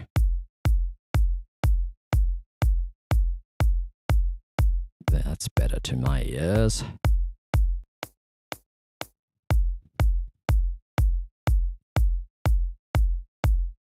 It's almost still too bright. So we've like completely reconstituted the kick drum now. If I bypass the chain on that one, that's what we started with. This is what we ended up with. I'm going to check it on my speakers real quick. I'll answer your question shortly.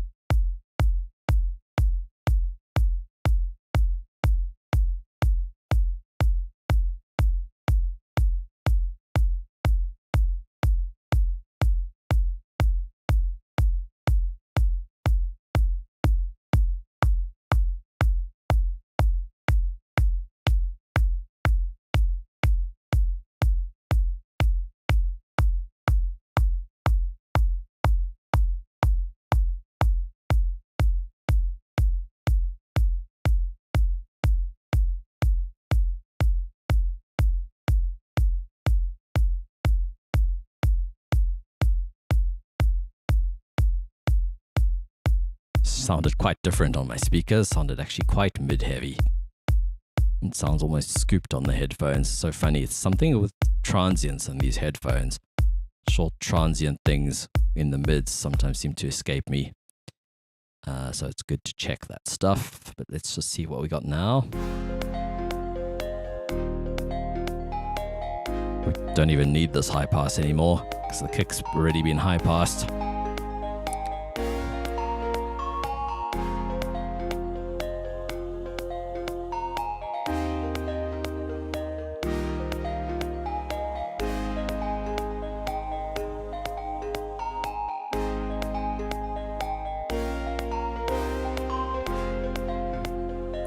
Grouping these two. Don't think I've EQ'd them. So let's EQ it here.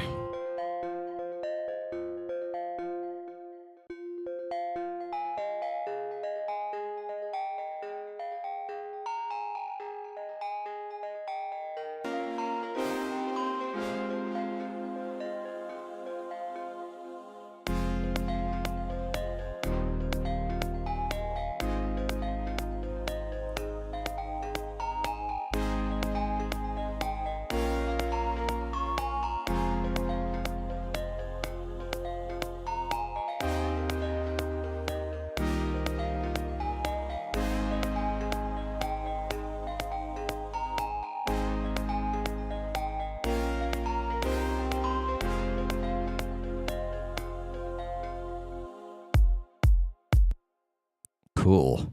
We'll make it more of a build up. And then I kind of wanted to go a bit more techie once it drops. So instead of kind of a progressive housey track, kind of wanted like sci-tech, I suppose. I'm going to duplicate this bass.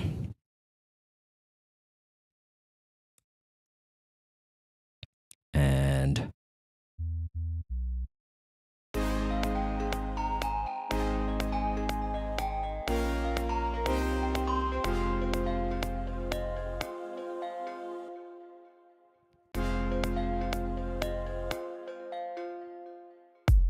cool.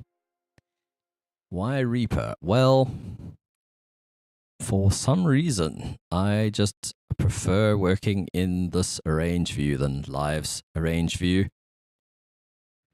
There's a few little things like being able to just press a shortcut. Not that one. A shortcut and have volume automation that's separate from the mixer volume. So in Live, if you automate the mixer volume, then your actual mixer slider is moving around. If I turn this down, my bass slider here is still up. So it's a trim volume. It's relative to whatever that slider is set to. So I can still use the slider after I've automated the trim volume. And yes, Ableton users use the utility to do that, but then you have to add it to your track. You have to, I mean, you could have a template that always has utility on the chain. And then it's pretty good. I like some things about Live. I like how when you click on a parameter, you can immediately automate it.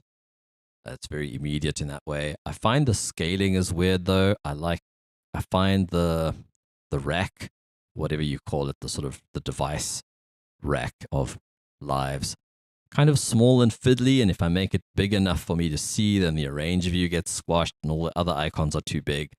There's just something about the UI that has never really gelled with me for music production. I also like having all the vertical real estate that I can. Like I don't often have. Reaper does have these docks, and sometimes I have like a drum machine down here. But for the most part, if I don't need it, I hide it away, and I've got a lot of screen real estate. You can hide it in Live, but then your plugins, you'll be opening it and closing it all the time. I don't know. It's just I like Reaper for a few other reasons too. I like it's got a monitoring effects chain. So this chain is after the master. So if I, this is this particular way that I've detached the mixer window. It's like always on top, which is a bit of a bummer, but let's just do that. So I can put this here and it hasn't affected my master. The levels are the same, and when I render, this won't affect the master either. So if I have a nicely mastered track and I maybe have room correction, which I also do, I have this EQ for one of my pairs of headphones. You won't hear it now because it's going out channels 3 and 4 on my sound card. But if that was on my master, I could still render and this wouldn't apply to my master. You can route stuff like that in Live, like I have done that actually, and saved it as a template. Yeah, it has to go out different outputs. I don't know, I think I figured out a way to do that in... But the nice thing about this is it's global, so if I open another project... in fact, I have another project on another tab here. This is just a monitoring thing. I've routed Windows into this. This isn't a Reaper thing. This is specific to the ASIO driver I'm using. If I play something on my computer,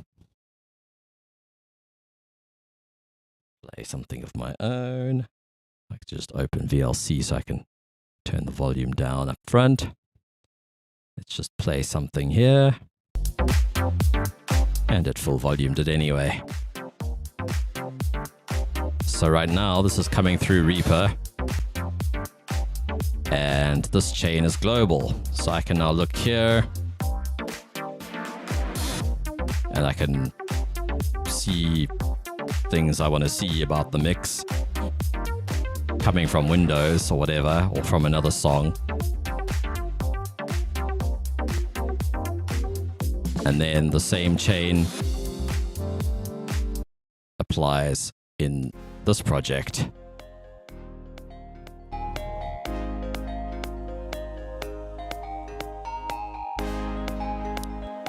So yeah, having a global effects chain where I can check stuff and I can do stuff like this. I can solo the lows and just hear my like kick drum and bass relationships and stuff like that. And I've got rolling sampler running, which is where I can record. It's always recording and I can just grab a piece of something I've recorded and drag it into the project. It's a resampling thing. It's also not a specific to Reaper. It's just nice having it on this chain that's global and I don't have to load this on every project.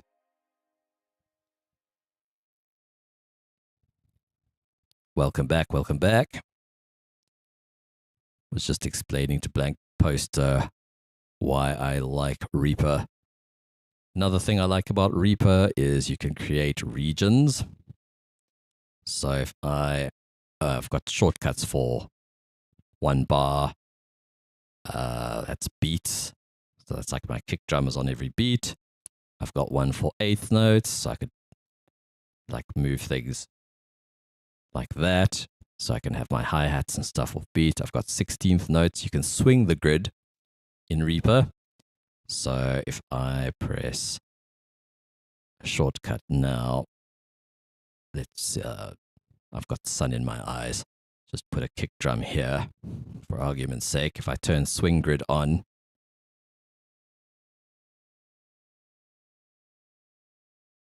you can see the grid is now moved here. And I can toggle that and I can go in here and set how much the swing is. So it can be however much swing I want. You can actually have it adjust the items you've got selected while you're swinging it. Sure, you've got the groove pool in Live, but you don't actually see what it's doing and you can't program like your drums on the timeline, for example, like I've done here with swing, unless you have like a guide track that has notes in it where you can sort of see the swing visually, because Live's just stuck on 16th note grid. Reaper, you can also do that in here. Also, there's a lot of things Live has added in recent years that Reaper already had. Like we already had key snap, where you can set your scale and we already had, and then here you can do the same thing. You can swing the grid. I've got a shortcut for 16th with swing. I can dial in the swing. You can see it more clearly here, the swing.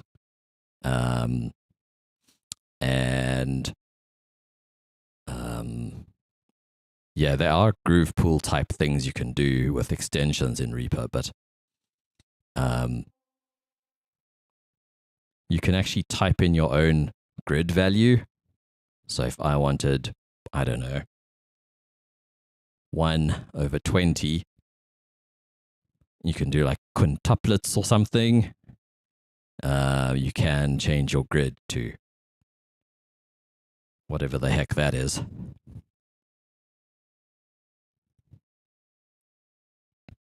T 24, 16. So yeah, you can change your grid resolution to custom things. And then we have a lot of the same automation stuff that Live has now. We can like ramp things in or out, or up or down, just based on a selection using Razor editing.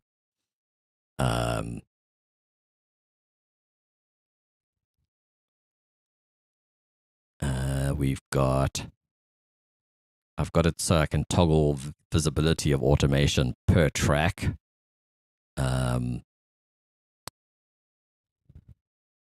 Regions is another thing I like about Reaper. What have I done here? Nothing. It just looks strange. So like if I select this area and press Shift R, now I've got a region. So now if I duplicate this region, let's say over there,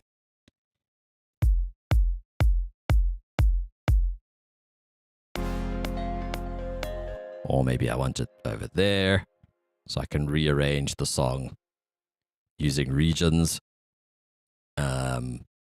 That is something I just don't understand why more programs don't have that. It's so handy. And then you can also render the regions. So I can render project regions. So like if I have different versions of a track, radio edit or whatever, you can render the different versions. You can go like all regions or selected, or there's a matrix where you can decide what to render. So maybe you want stems of one region and no stems of the other region or something. Like you can batch export stuff basically, which I've used with a band where I did like a 16 demo tracks that they recorded. It was just like a backing track and vocal and sax, and then we needed 16 times 3 exports because we needed the full mix, then we needed without sax but with vocals, and we needed without sax but with vocals, other way around, whatever. So yeah, I could just set them all up, render them while I go and have coffee. So yeah, there's things like that Reaper does very well that Live just doesn't. And you can customize Reaper to behave more like Live if you wanted to in terms of shortcuts. And there's an extension for that someone made, a script for sort of what's it called, like a session view kind of a thing, but haven't really messed with it. I've messed with the original version, but I do like Live for session view. So, and I have Live, so I feel I just use Live for that particular job. And Live's sort of rack device where you can create multiple instruments on one rack and then scroll between them with a knob. I use that for live performance as well, where I've got like one track that's called lead, but I've got 5 different lead sounds. I can just turn the knob to go between them, and it switches the different instruments on and off. So Live does have its pluses. I find Max for Live just a little dodgy and unstable sometimes. And it's a shame because it's really cool, but it's like a lot of the functionality of Live is in devices that apparently use a fair bit of CPU and can be a little unstable. Reaper scripting is solid. I've been running a lot of scripts in Reaper for years, updated with no issues. CPU usage is amazing. That was actually the main reason, to be honest, that I used Reaper for a long time, was just CPU usage. On my previous computers before the last two I've had, like, they used to bottleneck before I could even get past like an 8-bar loop in FL, and I was finishing full tracks in Reaper because FL is extremely inefficient. Live is a lot closer, but it slows down. So even though it was running a big project, it sort of slows down when you have a lot of tracks. Like actual navigation and stuff would lag. So yeah, not the best in terms of efficiency either in Live. Anyway, that answers that question, hopefully. But to be honest, a lot of it at this point is just habit, and like my brain says Live would make more sense for what I'm doing, but I spend a bit of time with it and then I end up back in Reaper. So yeah, I will definitely use more of it when I update. Yeah, I do work with a client, like I've got Live installed and he's got like a Live set that I update for him where, he's got follow actions in the session view. So it automatically goes from the verse into the chorus, but he can still see visually where he is in the track because it's moved to the chorus. So, and then we've got all the different stems of his tracks, so bass and kick and then tops and those sorts of things are all separate so you can perform with it live.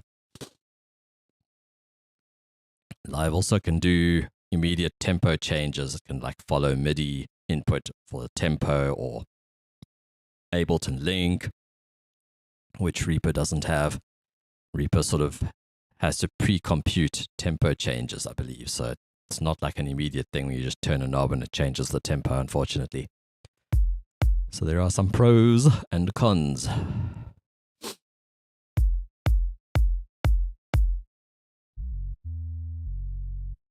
All right, let's listen to this intro.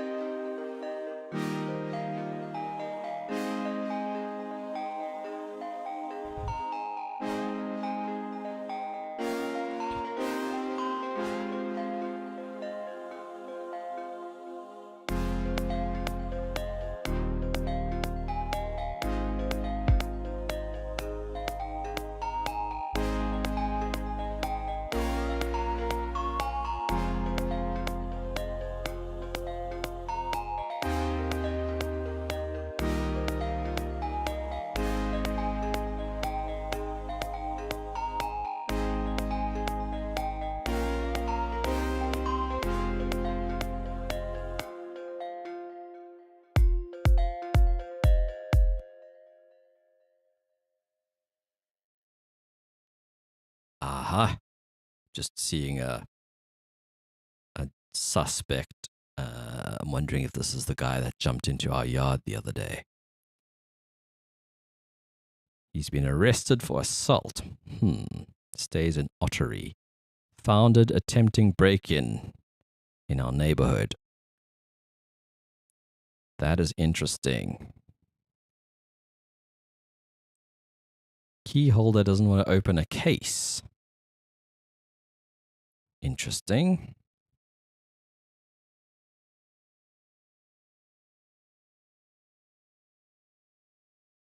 Seems like interesting. All right.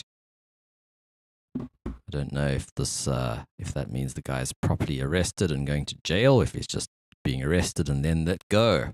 Because yeah, I saw an intruder in our yard the other morning.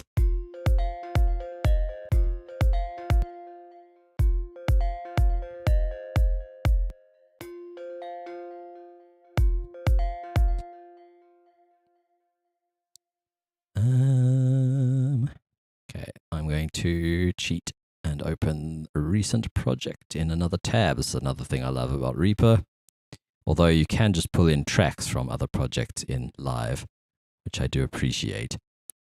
I'm going to load the one we were working on earlier and just grab the noise track. Noise sweep.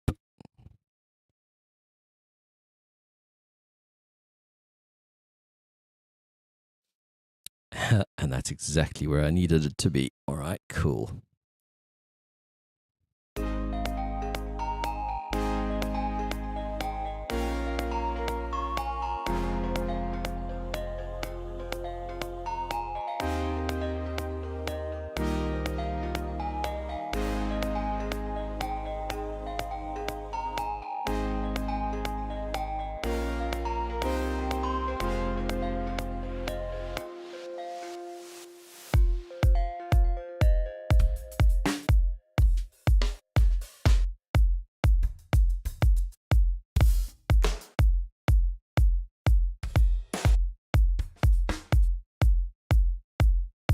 Just looking for decent drum sounds.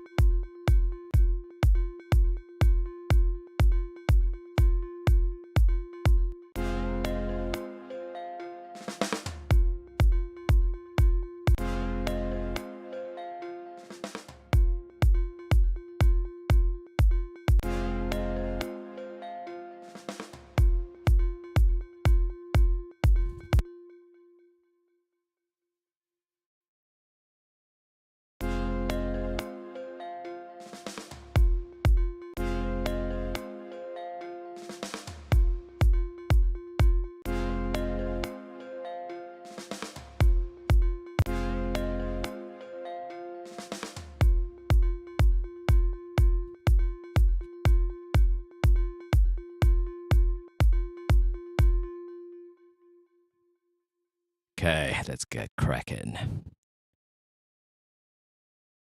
The build up still needs work, but then again, so does everything else. So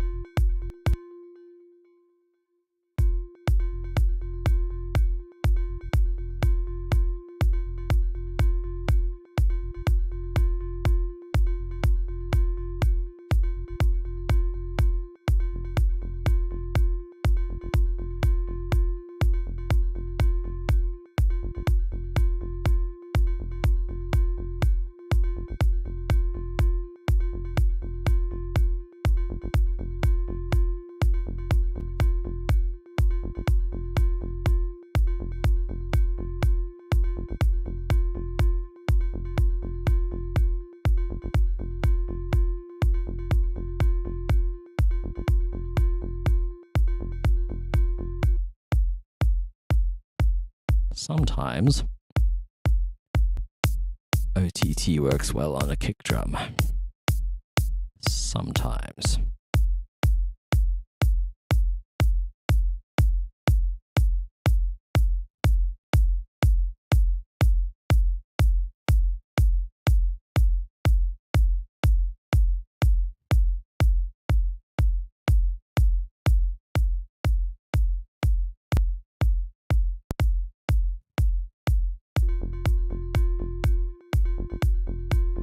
Blasphemy, I know.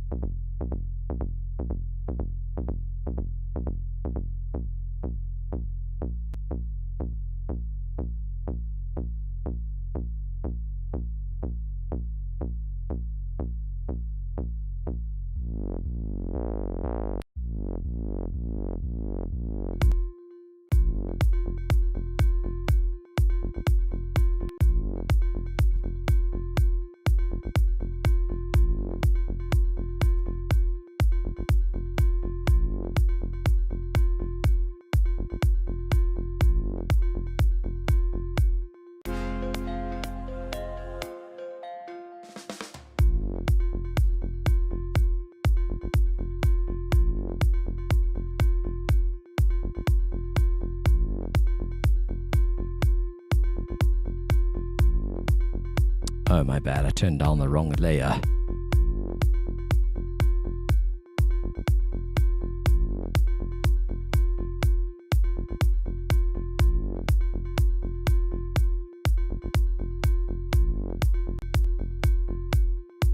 Although they've now been OTT'd, so probably okay. But I do want to make this one shorter.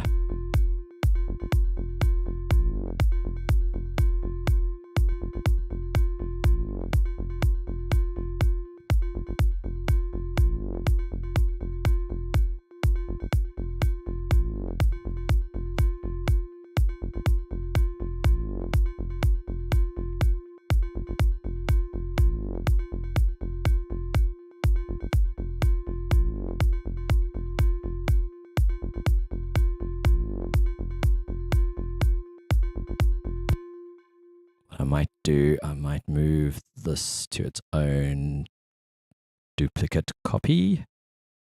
Oops, I need to click on this. This is another sort of a scripted thing or a macro I made in Reaper. Duplicates the track and deletes everything that's not selected. I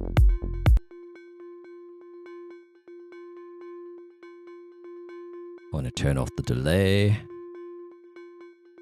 which appears to be on ascend.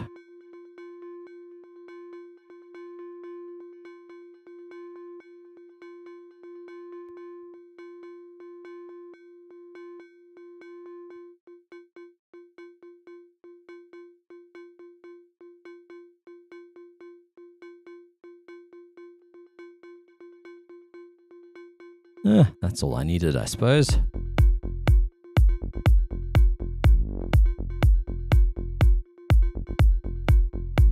Could have done that on the initial one. In fact, I might, just so that there's still one patch.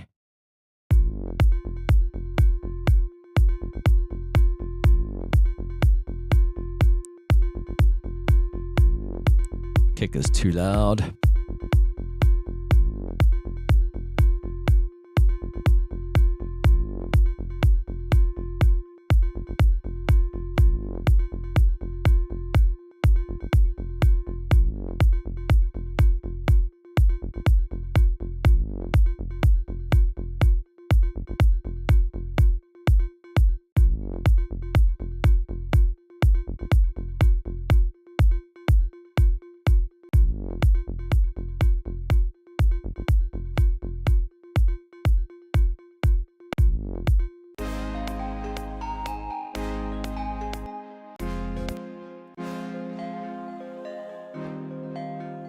Gonna quickly listen on the speakers, mute the mic.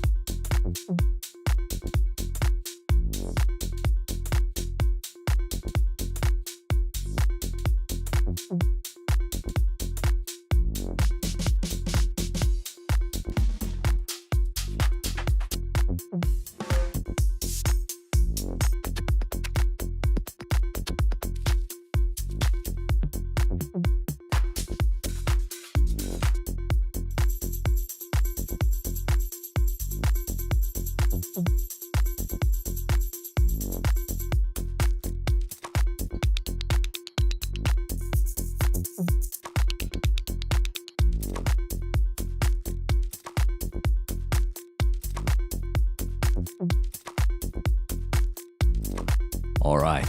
Sorry about that. I had a phone call from my father who is doing his first, not his first wedding, but his first wedding since getting like new speakers and a mixer for the first time. So he's got like 2 mic inputs and then 2 stereo inputs and then like an RCA kind of a tape input where he can plug his phone in. And he was having no sound. And yeah, I was just troubleshooting with him. I kind of wish I was there to help him properly in person, but he's got to feel like he's taken on quite a big one to like, he's done a few though. He's just got to get used to using a mixer.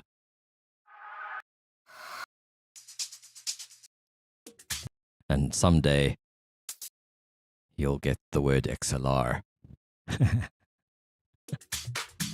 The cable with the 3 prongs, 3 points.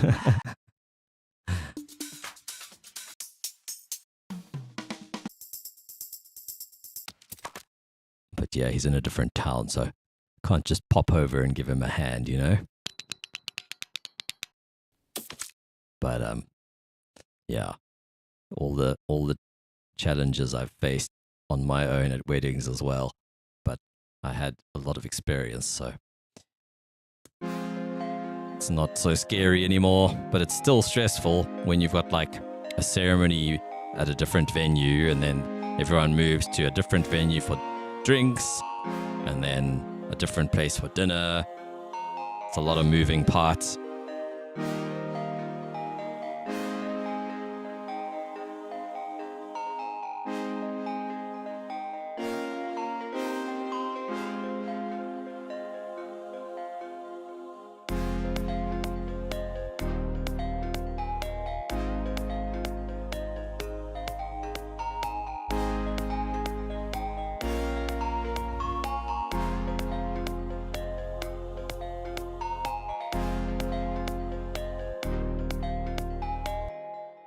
I want to do an ARP of some sort for the beginning here. So yeah, it was a bit slow there for a while. I was on the call trying to multitask. Sorry about that. I think I'm going to make something plucky for this.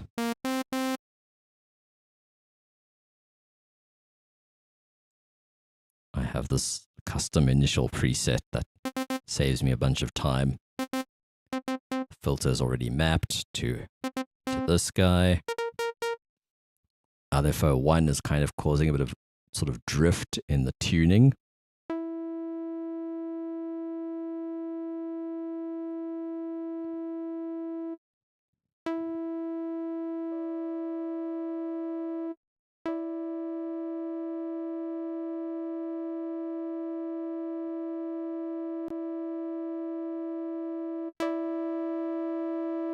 Why is it bypassed? Maybe.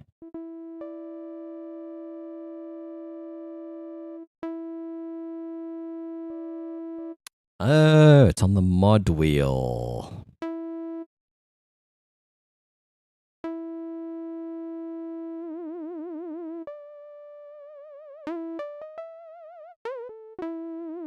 Okay, so that isn't the modulation I thought it was. That's good old vibrato. What I'm looking for should also be coarse pitch.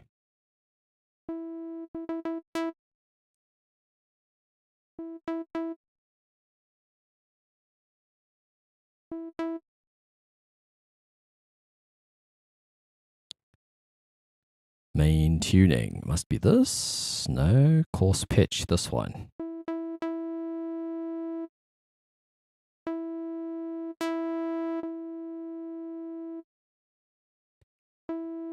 It's not bypassed. LFO1.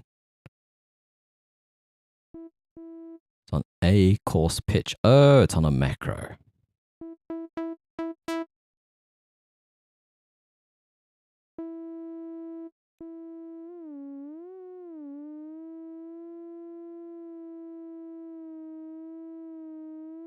But we had it on 1%.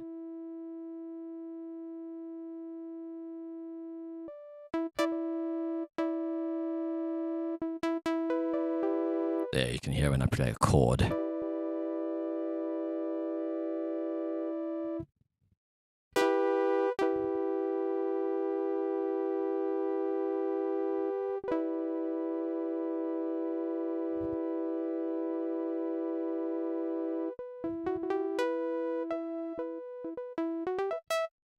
Anyway, what was I doing? I was doing an ARP.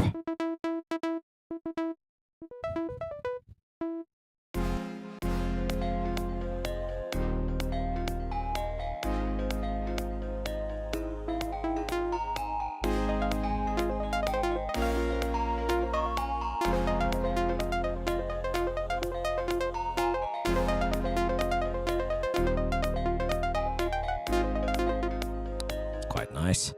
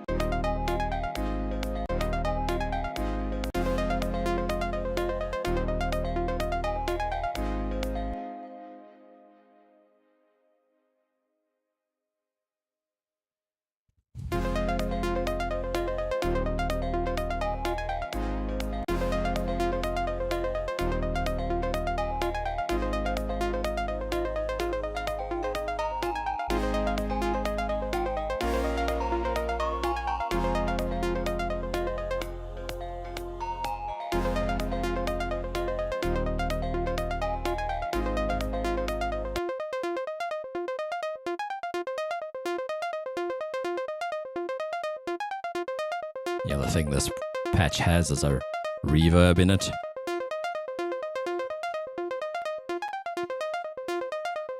Should also have this sort of a high pass EQ would be good as well.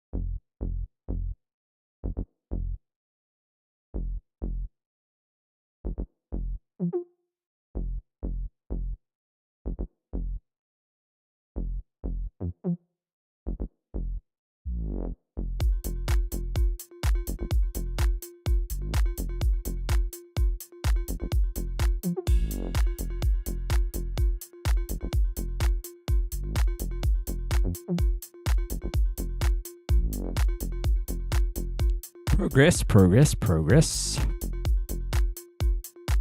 Feels all a little soft now, actually.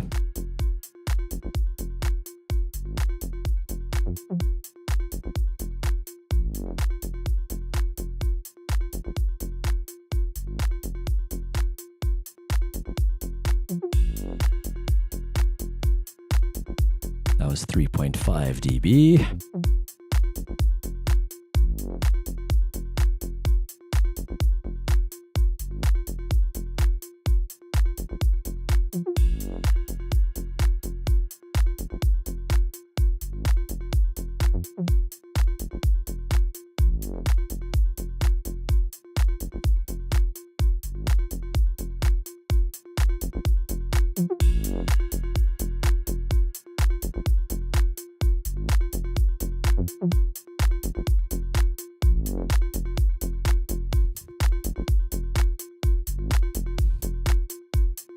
There we go.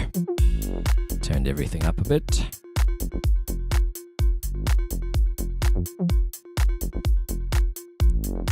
Well, my father hasn't called back, so I think he's sorted his issue out. I just hope he keeps his wits about him tomorrow.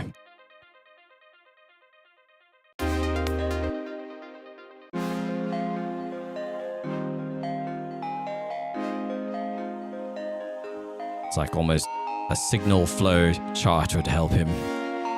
He's plugging inputs into inputs. Like out of an input into an input.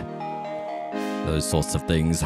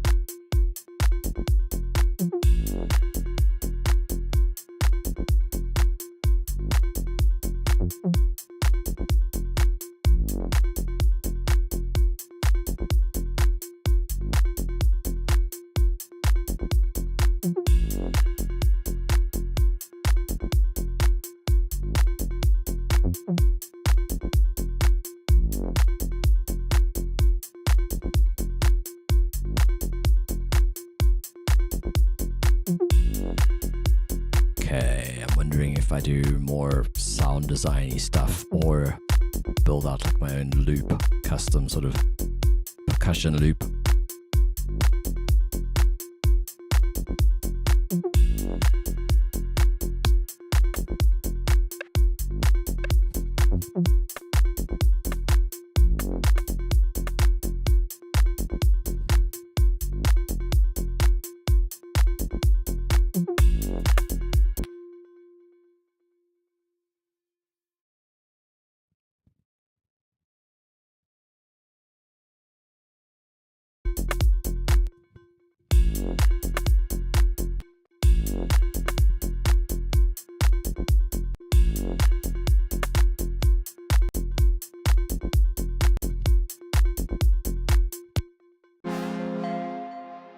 Oops.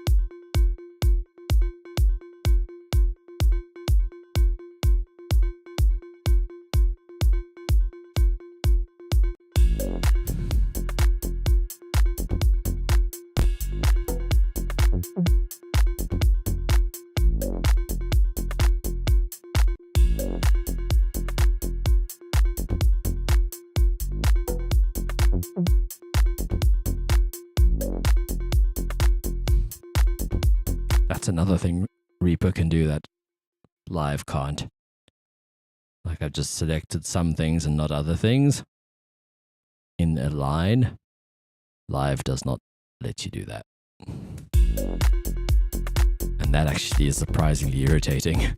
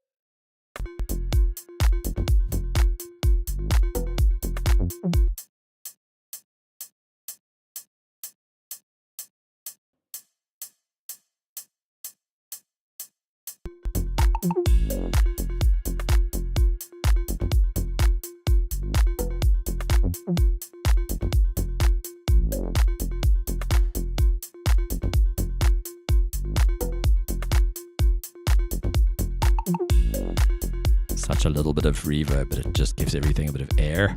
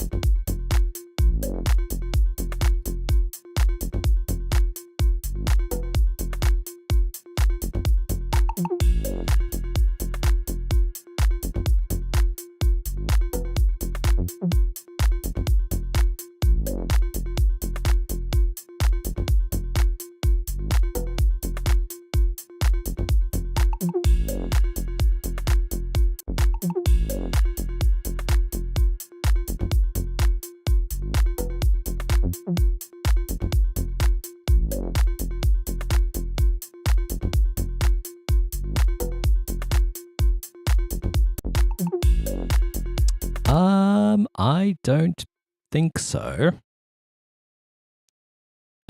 Phone calls and stuff do.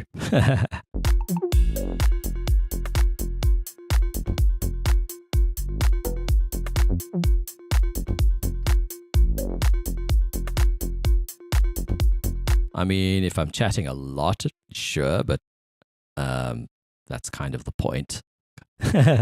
So I don't mind chatting a bit.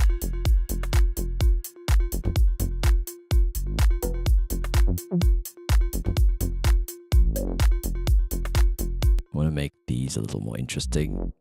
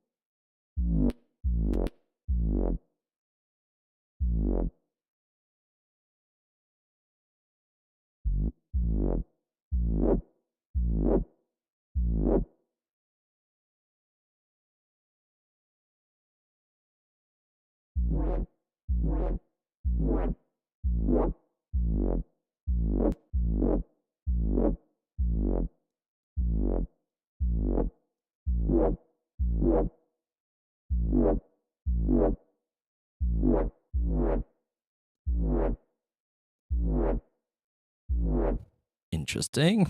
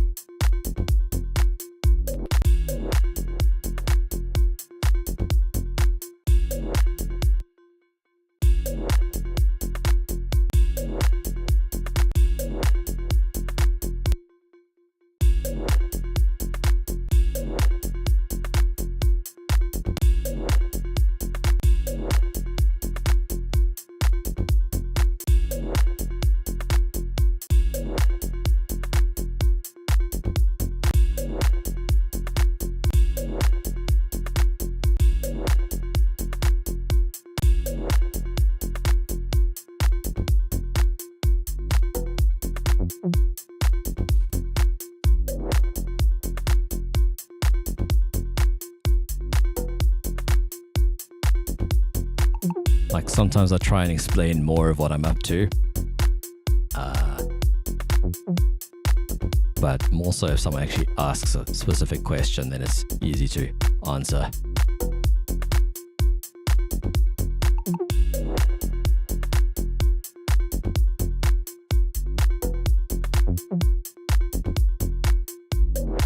It's a weird feeling when there's nobody watching or something, and then trying to explain stuff, and then you get into that flow,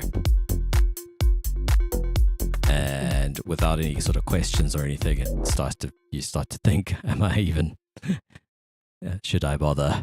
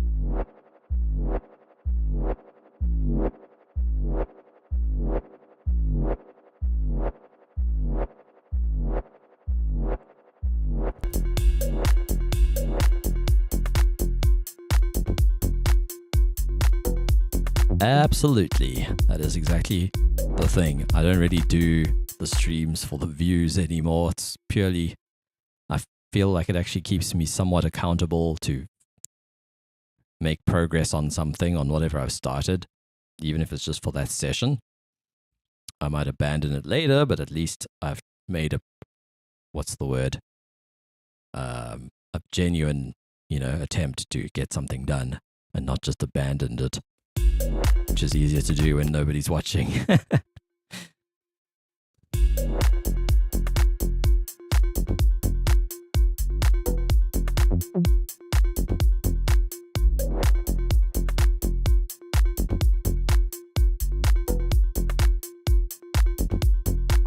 I wonder if OTT is stopping the MIDI from coming in, because I know Serum does that.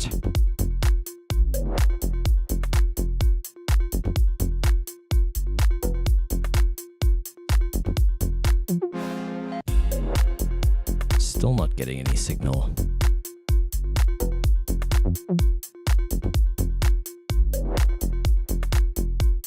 why would that be? Oh, because I've got serum on the kick.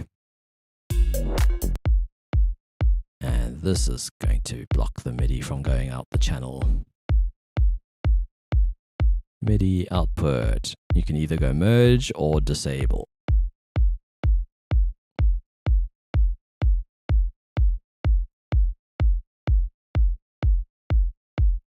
Now theoretically, the kick should move out, should duck the bass. That does sound better.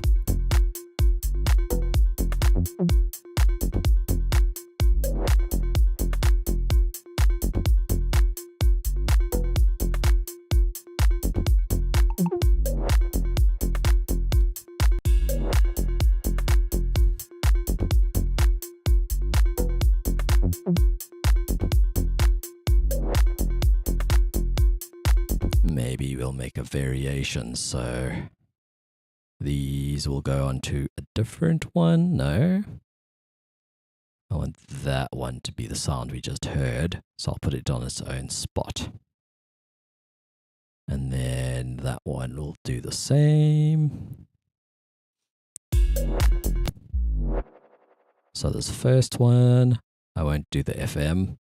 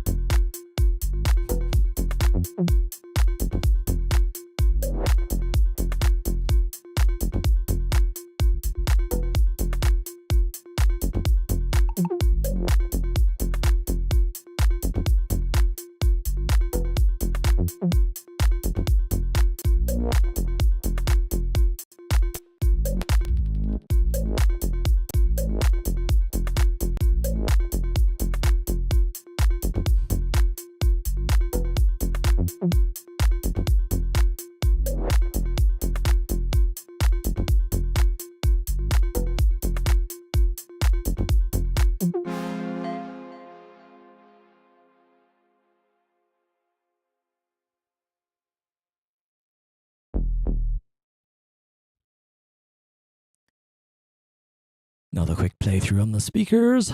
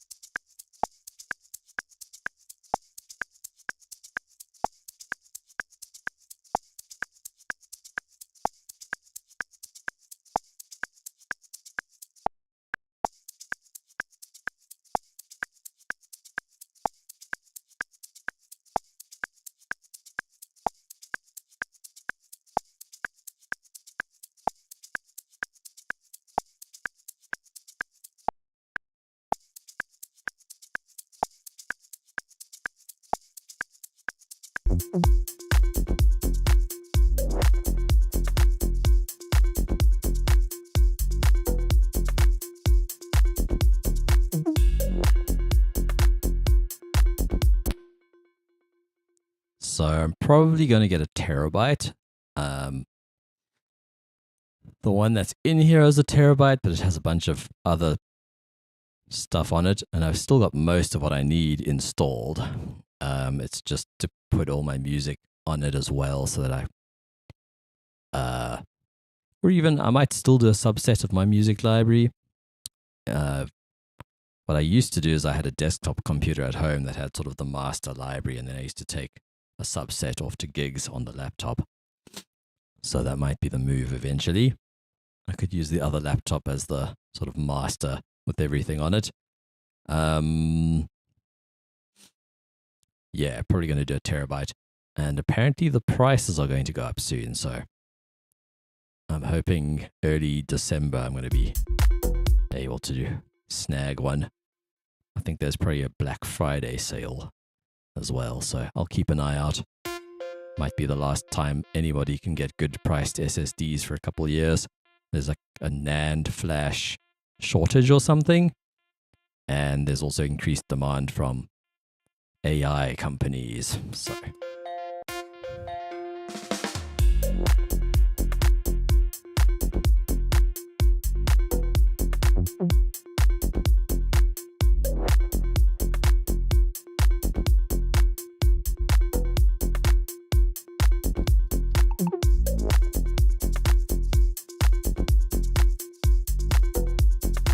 and actually, if I sell the other laptop, then I'll have the cash immediately, but I don't actually want to sell it immediately because it's still got everything I need on it.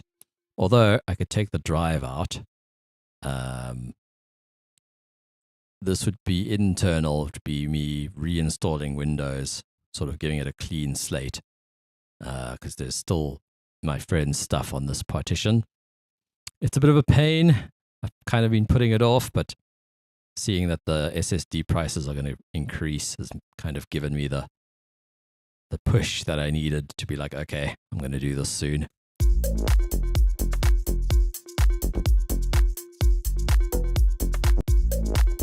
So yeah, M.2 SSD, sort of an internal one. My other laptop has the M.2 slot, and then it also has a SATA slot.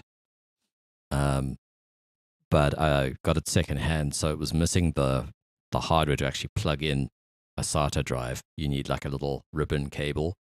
And since this one was given to me as well, probably won't have that ribbon cable on there either. So yeah, it would be an M.2. They're still SSDs, they're just not SATA SSDs, they're M.2. That's the only socket that this machine has. If I get a ribbon cable for Lenovo, then maybe I can plug in a SATA drive, and that would be ideal because then I can just have a second drive. I could even pull the one from my other laptop and just put it in. It has all my music and stuff and sample library on it. It's 2 terabytes, I think. So that would be a great option. But that little ribbon cable is a bit hard to find. I must phone around. It took me ages to get one for my Acer. It took me months to track one down. And then I was still missing there's a bracket that you're supposed to put in the laptop to actually mount the SATA drive. And I didn't have that, so I literally taped it in there, which is pretty sketchy, but it's lasted me like several years now. Yeah, hopefully I can find the hardware for this machine, so then I could have a M.2 and a SATA drive.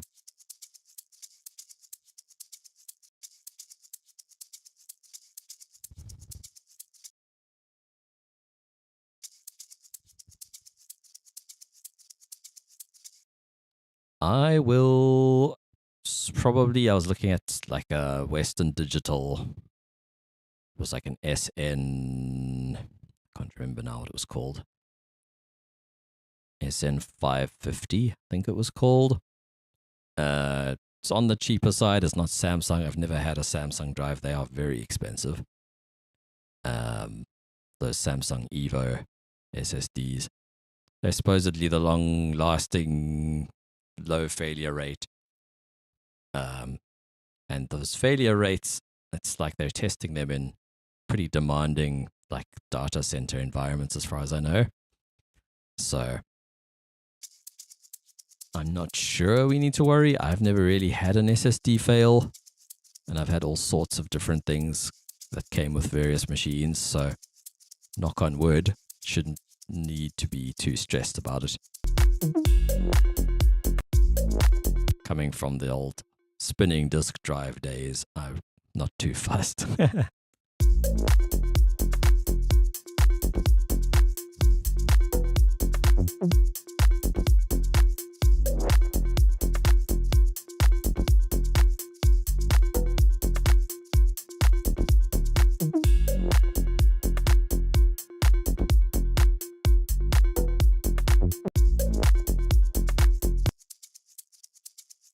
Going to do that trick. Oh no, I think the locking out of is a Windows problem, because Windows sometimes has Bitdefender switched on by default. I've nearly been caught by this myself. Luckily, I was still able to boot into the operating system, so I was actually able to go and find the... Oh my god, yes, I remember the 5400 RPM ones.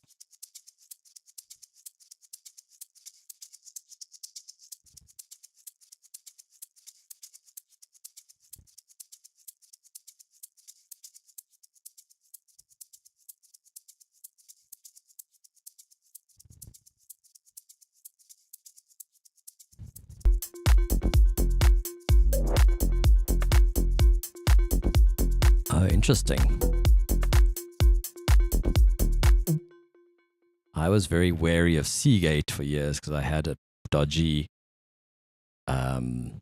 external drive that I bought, and I had to take it back, and they weren't able to fix it. They had to give me a new one, so I lost all my data. And I mean, the fact that it was within warranty enough for me to get a new one goes to show that it shouldn't have died. If I was still under warranty, but I lost a bunch of data, so that sucked. And the shop was just terrible as well, so the whole experience, I feel like some of that got pinned on Seagate and it wasn't their fault. Just in my head, like the whole experience was so bad. Like they gave me a new drive, and then I get to the front door and they check my slip and they say, oh well, the receipt and the drive don't match. Well, no shit, they gave me a new drive. So I had to go back, and I had to like do a bunch more paperwork too. I mean, surely they would know that. They were the freaking shopkeepers. It's their job anyway. I mean, they should have given me the right thing to leave the shop in the first place. Yeah, terrible, terrible service. Incredible corruption, we call this place. Incredible Connection is the name, Shame. It was years ago. I'm sure they were perfectly fine company. I just had a crap experience.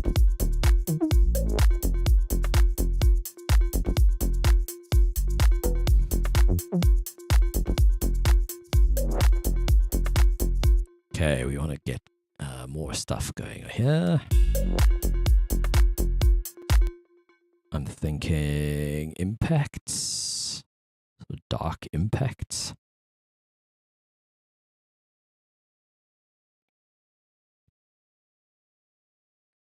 Ear candy. This genre thrives on ear candy.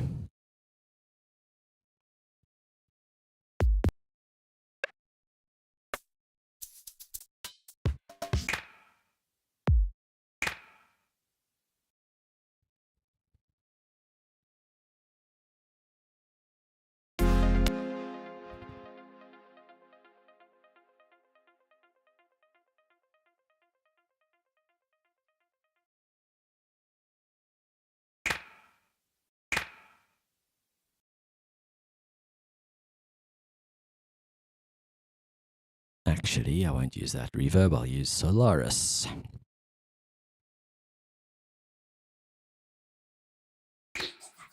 Ooh, that's a weird sound. I don't know why it's defaulting to that preset now.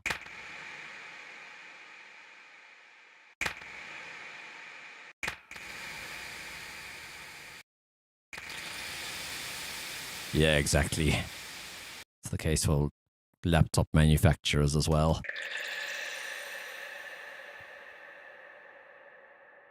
Yes, no, in the BIOS for the drive. So when I was trying to boot up, yes, in the BIOS, it would ask for a code, and that was Bitdefender from Windows that actually switched that on. It's encryption on the drive that Windows switches on, at least in my case. If you're on a Mac, it's probably different anyway.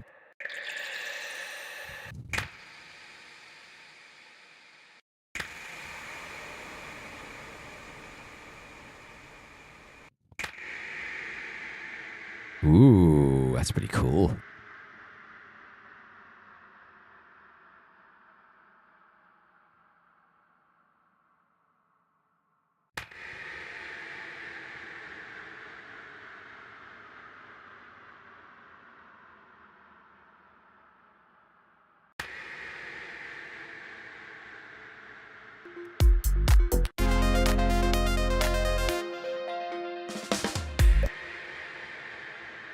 I also want that ARP to get darker before it starts.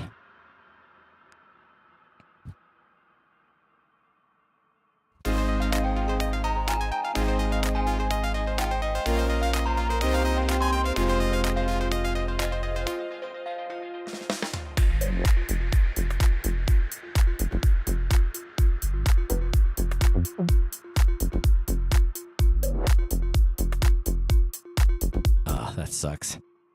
Yeah. I've managed to get back into Windows and switch off BitLocker, or find the code that BitLocker gives you. But yeah, it was pretty stressful when it happened to me.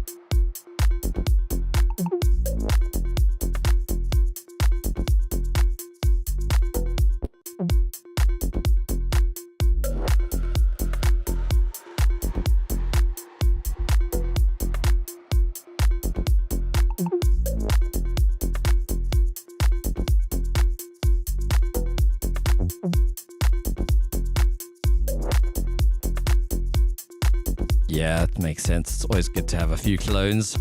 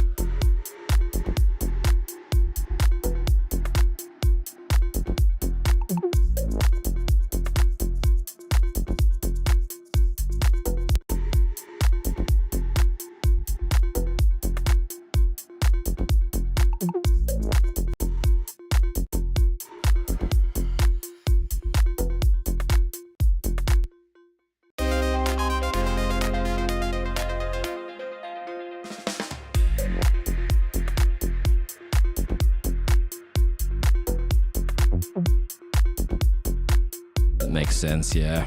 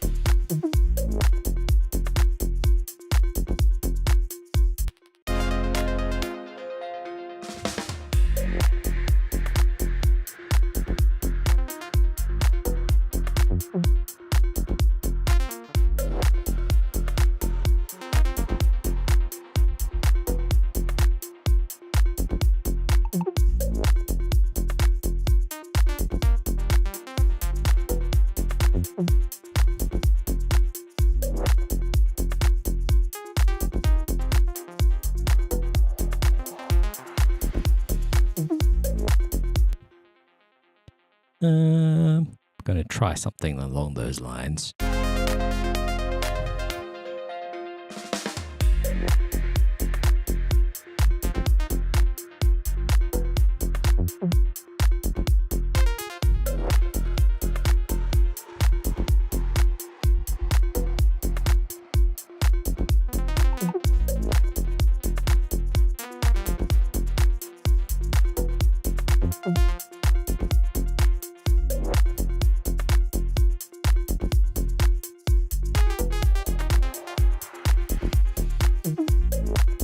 That wasn't a bad take.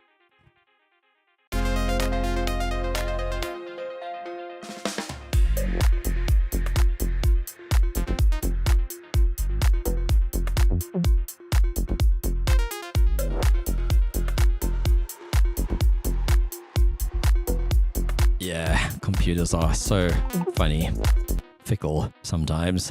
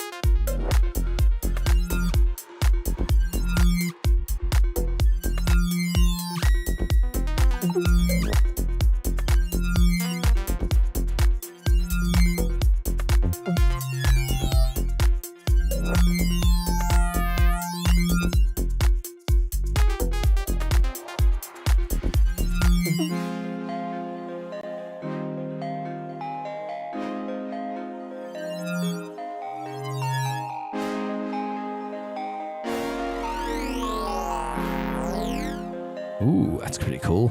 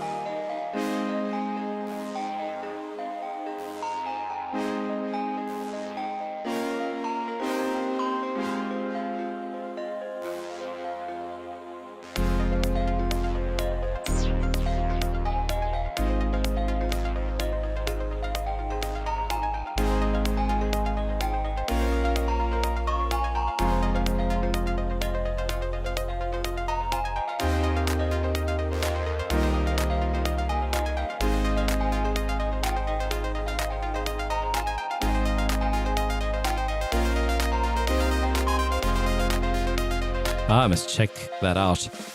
I haven't heard him in a few years.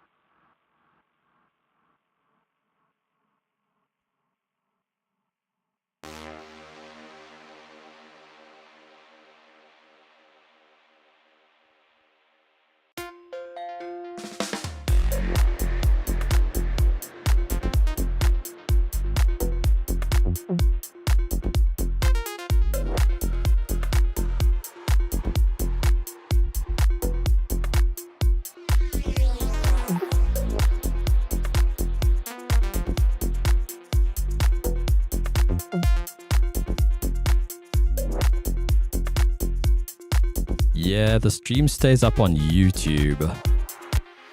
Twitch, I'm not sure.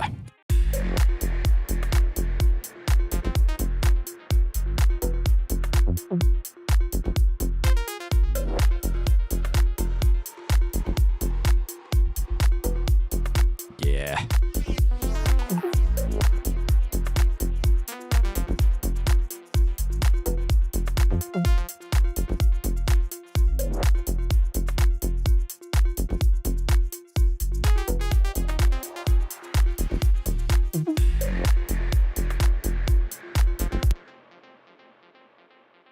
Needs to be sidechained after the reverb.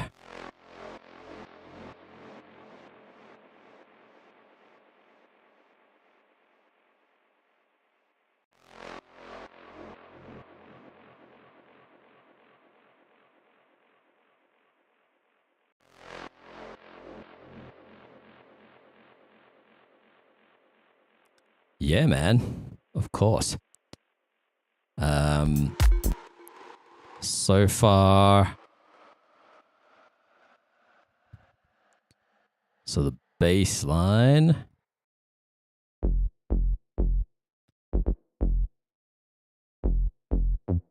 this is sort of the main one. I've just got this nice sub going through a filter. Without the filter, there's actually more harmonics, but the filter's also driven, so that's the one thing. I was using the distortion soft saturation at the bottom here to give it this sort of squarish shape, because it was a, my bad, it was a sine wave.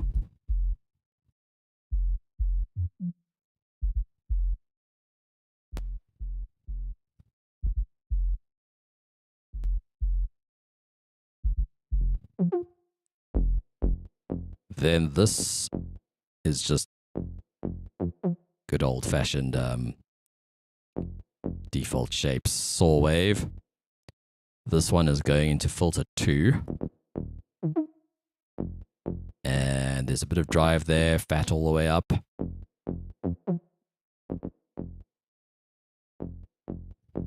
And then this is actually going to, if we check here, it's going to filter 2. So it's just a little fader thing to go to filter 2. And then filter 2 is going to, the main out is going nowhere, but it's going to bus 1. Filter 2 to bus 1, 100%. So bus 1 is over here. And sometimes I use effects on here. This is all sort of within my template. There's a distortion. there's that, which usually widens things, but I think it's being, there we go. It's being monoed a bit with the utility. But I'm not using that at the moment. Sometimes I use the reverb. The main thing here is the equalizer high passing after the distortion. So if I do want to process the sort of mid bass layer separately from the sub, then I can in this chain. And then the sub goes here, as does bus 1. So it all sort of sums back together. Like if I switch that off, you can see the sub is just coming through here. At the moment, there's nothing on that chain. But yeah, this is just sort of part of my template. I sometimes had this extra harmonic. It sounds great on my headphones, but in my room, it doesn't sound so great. So I've been leaving it off lately. And then there's also, so this is moving the filter. There's a little bit of velocity on the decay. So if I hit harder, there's more decay, a slower decay. And usually it's also mapped to the filter too. Doesn't appear to be on this one. I'm also using note tracking so that the higher notes attenuate the sub. And I've got that sort of scaled. So you see the higher notes. When I press a higher note, it attenuates more. It took me a while to sort of get it to where I feel like it's pretty even across the sort of keyboard range. But yeah, this is all in a template that I don't even think about it anymore. This is also in the template. This is where it pitches down with this envelope.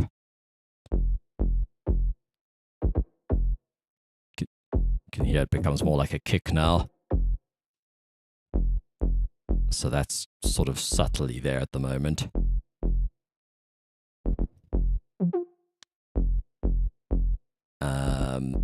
There's other stuff in this template as well that I can do, like can do release,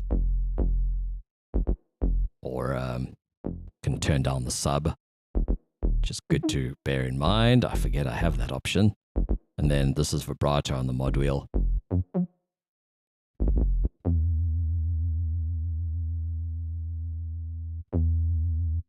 I'm not using it on this patch, but yeah, it's just handy to have all these sort of pre-routed and stuff with Serum 2, so I can sort of quickly get any sound I want.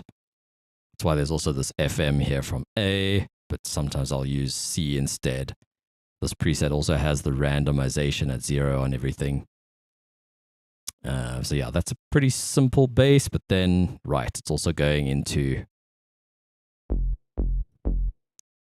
this free plugin called Multiply by Acon Digital. It's kind of like a chorus type thing. And this was, I think, a default preset on it somewhere. But you see it's not showing the preset. Oh, it is. Okay, so I don't know. But what's cool about this is if you take off the dry, you can just hear the wet and it's EQ'd, so it's high pass. So it's only widening the mids. And I've turned down the stereo width, otherwise it's super wide.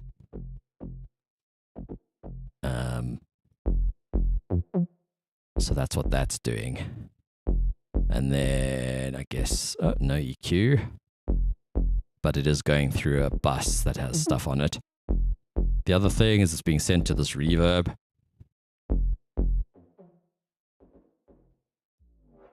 It's a high pass reverb. So I've got a high pass there, and it's this air reverb. Oops, UI is not working today. Air plugins are pretty buggy. I've had that weird UI issue with all versions of Windows since like 2018 or whenever I bought it. Now and then the UI just stops working. I have to restart the door. What else? So then there was this, which was just a variation on it, where I added a high a high wave table. I mean, it's just it's 2 octaves up actually from the sub. And they're both, the sub and the sine are -2, and then this is 0, and it's turned down quite a bit. And it's also going to filter 2. And I guess just the also the pitch bend is coming from the portamento.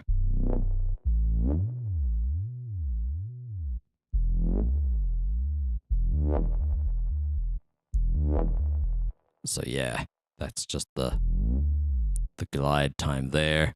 Some mono legato. And then this envelope, which was in the other preset as well. It's just changed the attack and the curve a little bit. Also, I added on the mid layer, I added this delay. It's a ping pong delay, but I've narrowed the width using this utility, so if I turn that off, it's quite a wide ping pong.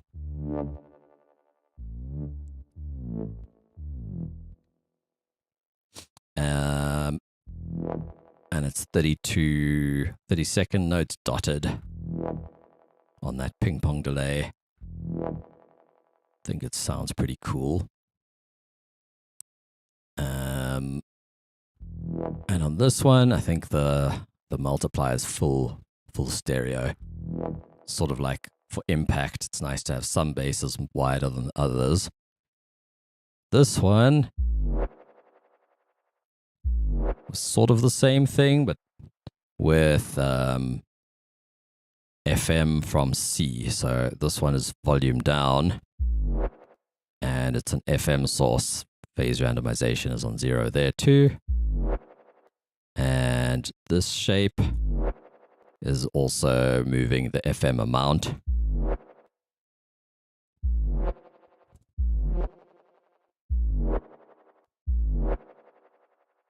Seems like I had a sort of a sweet spot. Also going through this time the filter resonance is a bit higher, and the fat was turned down actually. Sometimes the fat is helpful, like for keeping your low end constant, and sometimes it's not, I'd guess, on a mid layer.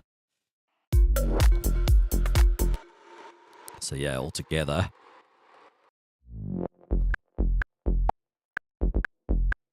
pretty straightforward, like, programming.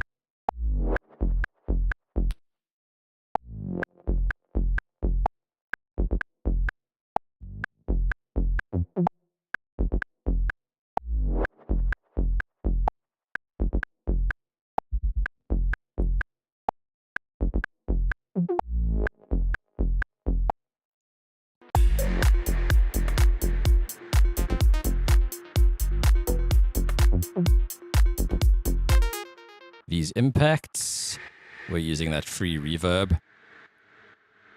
Solaris was just going through the presets. This one pitches down, I guess.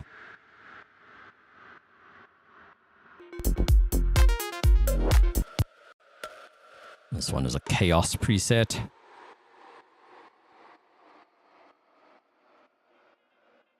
And the sound sounds so sick. I just was messing around in Vital.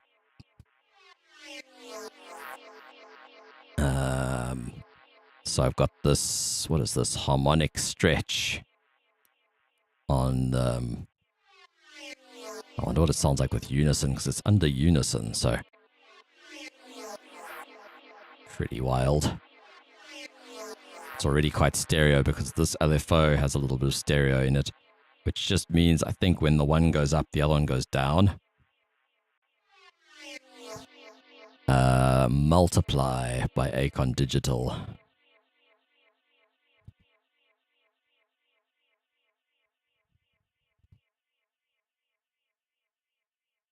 And then the reverbs, aside from the air one, I really like Oral River.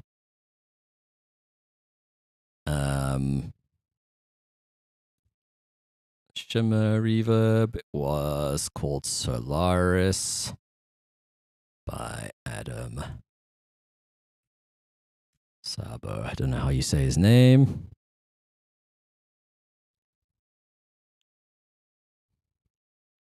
Obviously, Vital's free as well.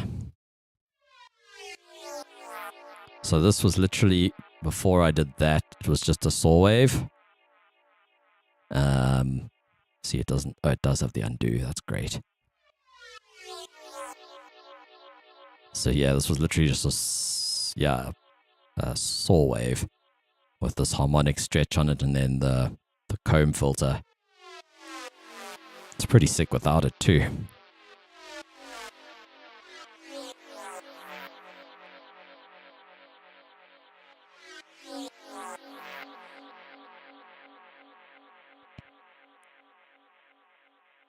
But yeah, without this LFO,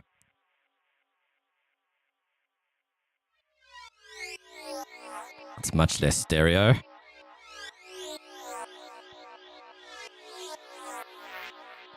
So that LFO is creating some stereo width because of the stereo knob. I think it just causes things to modulate in inverse directions the more you turn up the stereo knob.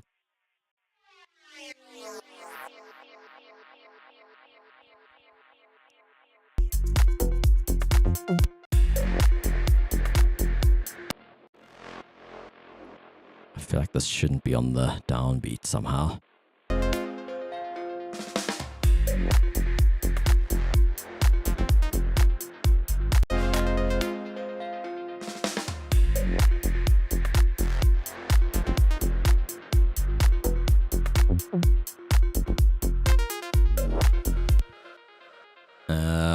I haven't touched too much on processing of groups, so this group does have a bit of an OTT on it. If I turn that off,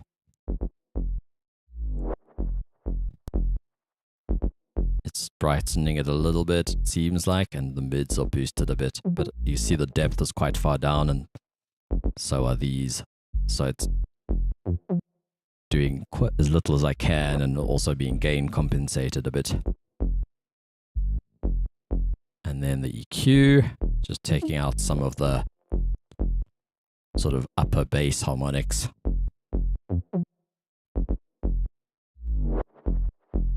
Without them.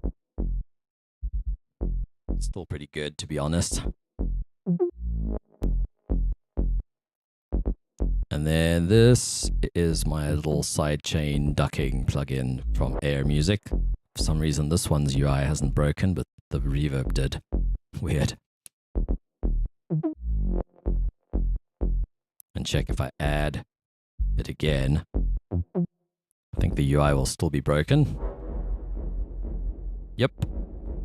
Until I restart the program. Bizarre. Don't understand how that happens. It happens in other DAWs too. Not just Reaper.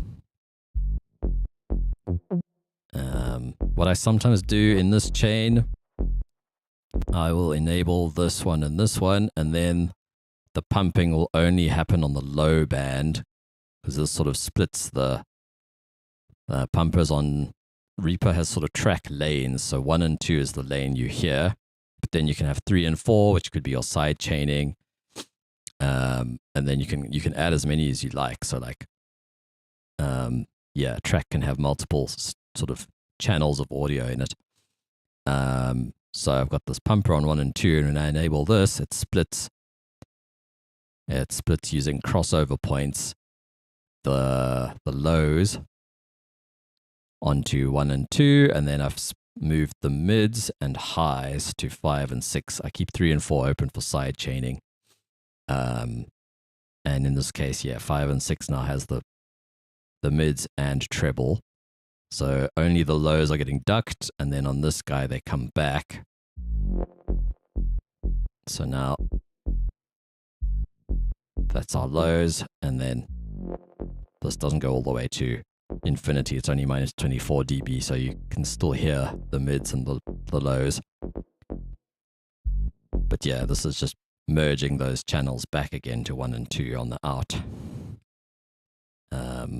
So yeah, you could do this with Reaper. Now has containers where you can have like parallel chains of audio, and that's what I like about this script. It's called Paranormal Effects Router. You can like add stuff to a container, and then I could have like a parallel chain. And now we've got audio coming in, and we've got two different chains. And so theoretically, I could have the lows on this chain and the mids and highs on that chain, and it would be much easier to visualize than this. But this is just what it is right now. Holy moly, 6 hours. Greetings. Sure is, and luck that I've able to put aside this much time at the moment to my own music, because I do other production work for some clients at the moment. But I decided to take a little bit of a break this week. Although I might still work on one of the client jobs tonight. But yeah, I don't stream those jobs.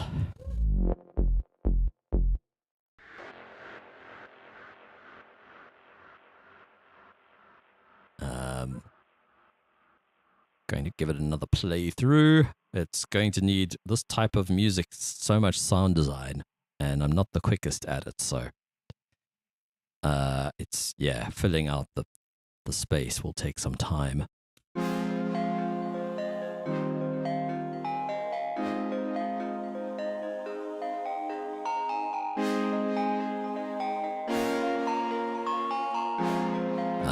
What else? Was there anything else you wanted to check out on the sound design side?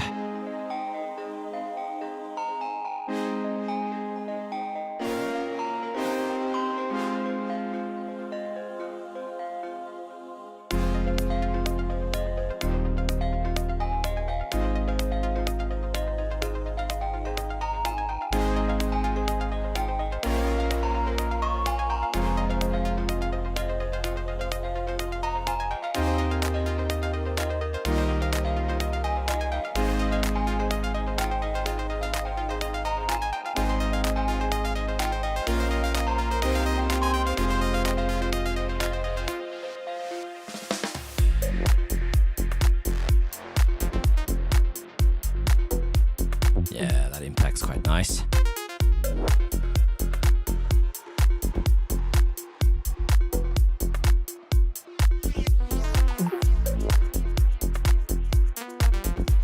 That needs to be softer.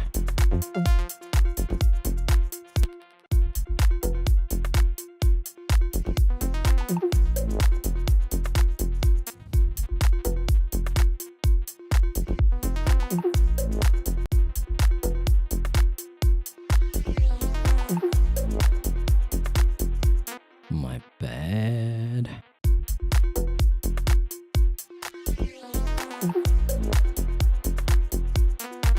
Feel like an open hat could work here. A bit more energy.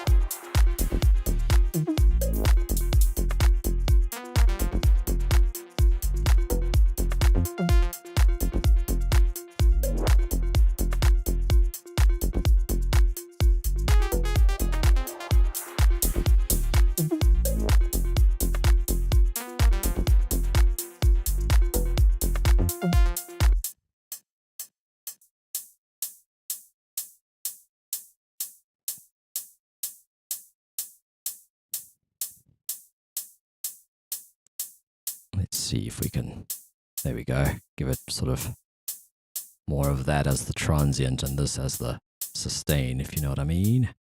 It's also quite bright.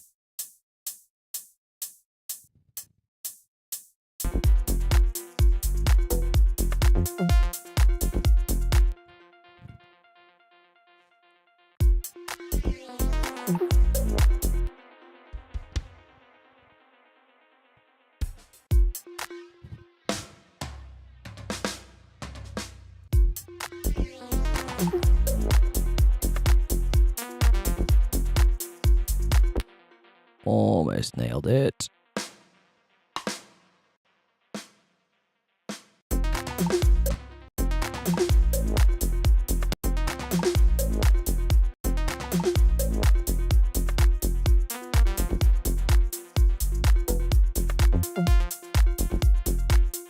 So I've been doing backing tracks for someone who's performing live. He plays guitar, sings, he also loops, he beatboxes, so he can like live loop himself and beatbox. But he's been getting into Ableton for bigger shows. And hey, thank you, World of Bob, welcome. Yeah, so he performs live with guitar and vocals, and I've been doing, so he'll send me a reference track. He'll send me a reference track, and then I'll create something similar, as close as possible. Sometimes he wants a different key, or we can sort of improve if the track isn't super well produced, but usually we're kind of being true to what the track sounds like, and then he gets sort of the drums broken up into 3 bits, like percussion, kick, and tops. The tops sort of includes the snare, and then he's got like chordal elements, and then he's also got a sort of folded group in live for reference performance tracks, so you can sort of hear, I'll usually give him the original vocal there, so you can have a reference for what lyrics are being said or whatever. You can like, get used to it for practice, and then mute that track once he's performing live. Longer, and each time it closes, make longer hat sample. Oh, like over time it could get longer and that sort of thing. Yeah, I might do something like that. Could work in a sampler. Also, I think it needs a little bit of space.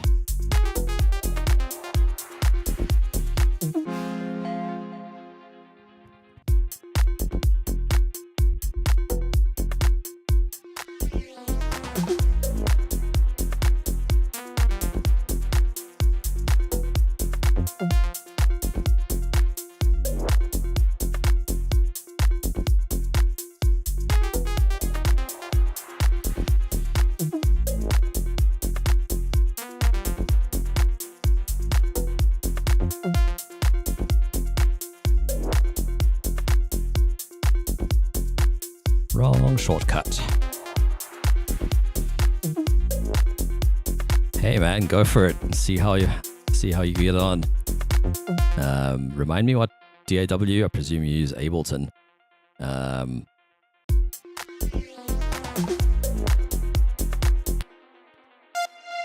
Ooh, that's high. Yeah, Ableton is, the cool thing is there's loads of people making this sort of genre called sci-tech, I suppose, who do this sort of thing.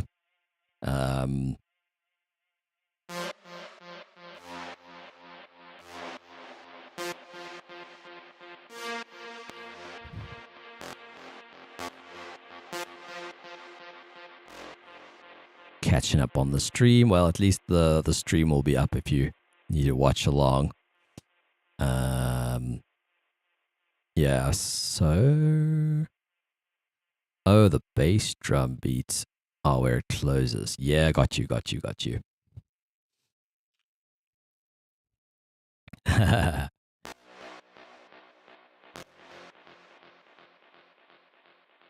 So what did I want to do with this variation? Maybe not the reverb, actually.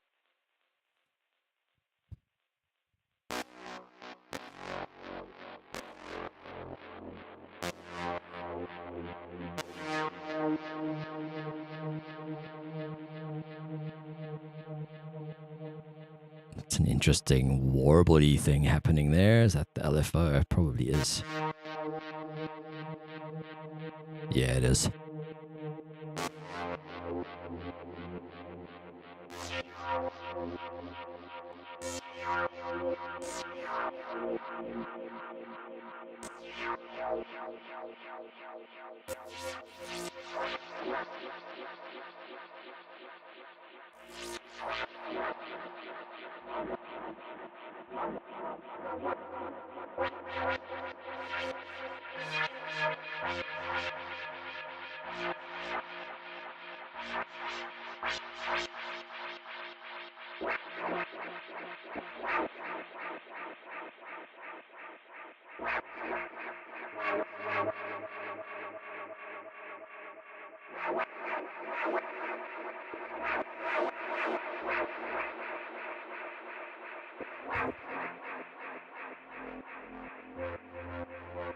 Oh, there's another filter on.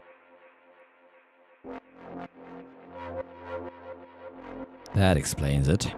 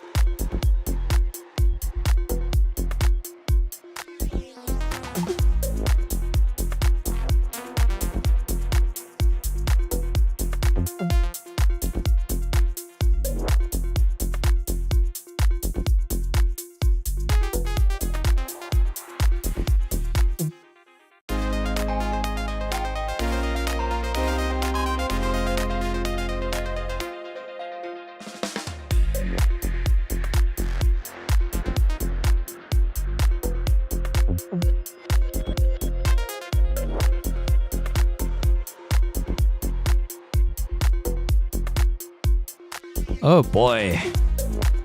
I do have sympathy. It's been a while since I've used Pro Tools. Hey, it can be done.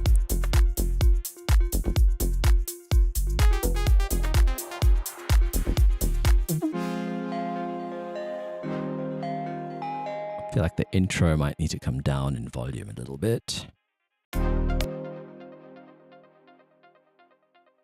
So like from here, like 1.5, maybe even more. I have not, but I do have automatic backups.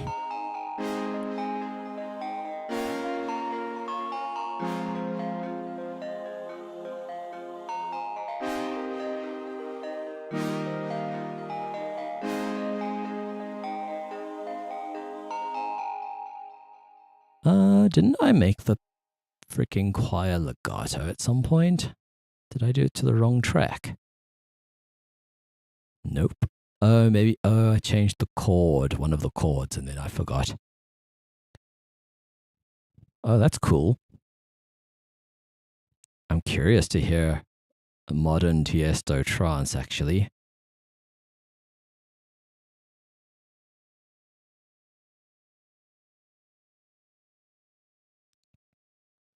Yeah, fair enough. If Pro Tools works, it works. I kind of got into Reaper because I worked at a studio that had Pro Tools on Macs, and back then FL wasn't available on Mac.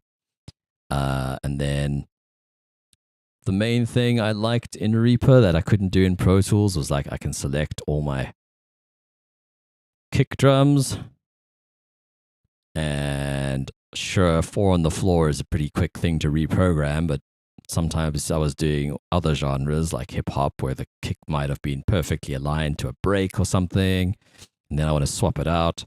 I can just come in here, find another kick, and go insert in selected media items, replace media source, and then it will just replace that thing that I've selected with something new. And that was the main thing that drew me to Reaper over Pro Tools.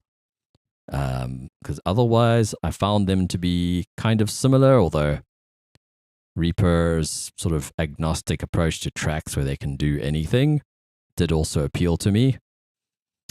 So yes, to answer that question, this is all my stuff in one big, this is a database. So if I rescan it, this is scanning a set of folders that I've given it, which is just one folder on this database. This is my, so if I go add path, okay, it lets you add multiple paths to the database basically, but I just have my entire sample library in there. And then I made sort of subsets for different genres.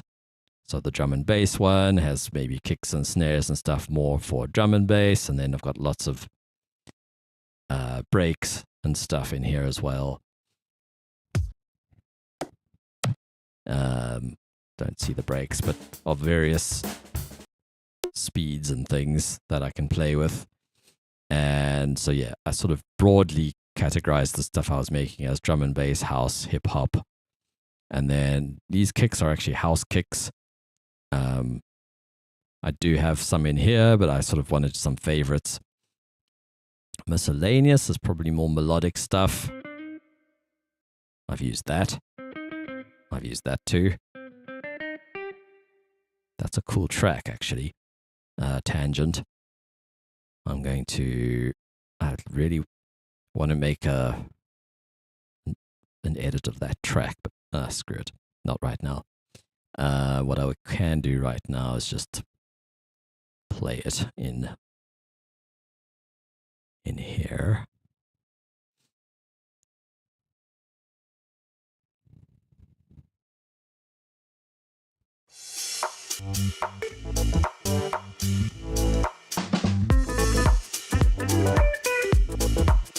So I used the sample.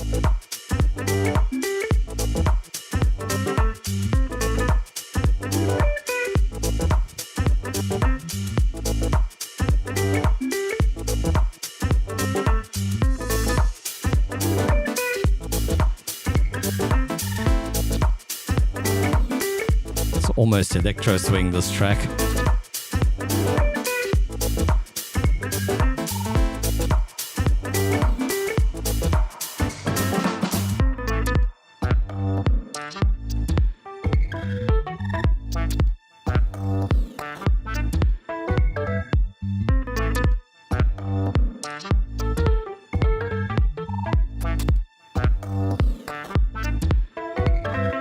Yeah, the MIDI stuff was also just because I was in Pro Tools. Like I didn't have many paid plugins at the time, like Battery or some other drum machine that was AAX at the time. So I kind of had to use audio for stuff that should have probably been MIDI.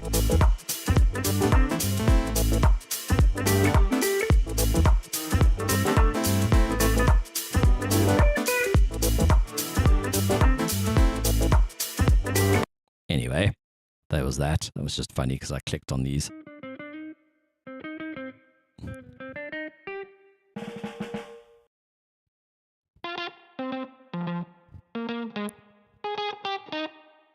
I've used that somewhere too.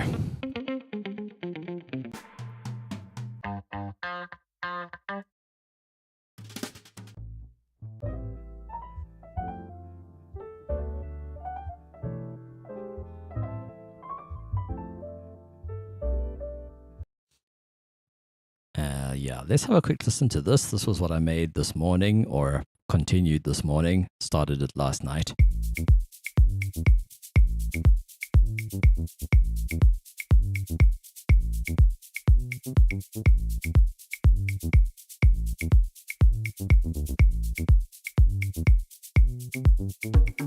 Yeah, the kicks was just an example, obviously. I do quite a bit with programmed drums, so whether it's a snare or hi-hats or anything, just being able to replace stuff when your track's nearly finished and something's not sitting right. And I was working under deadlines as well, because at that studio we were doing stuff for ads.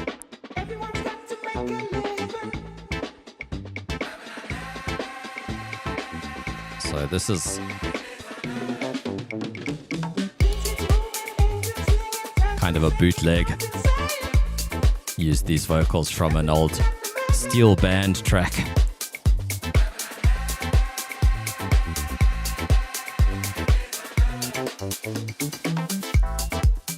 Every time, that first time it plays, glitches.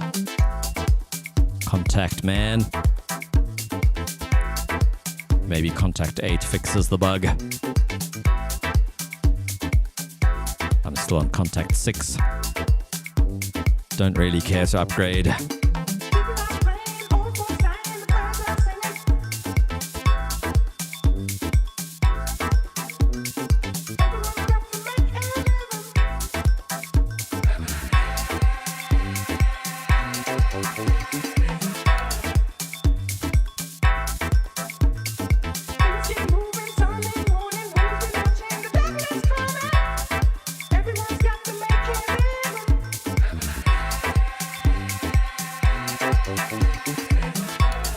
Also, Pro Tools didn't have a plugin like this. This was a game changer. Multi-band compressor.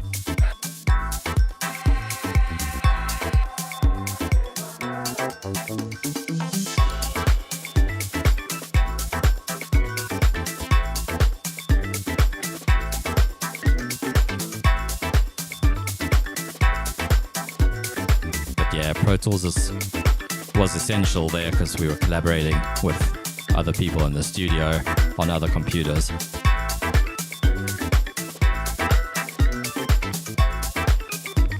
Handing projects over to people. Who can solve the problem?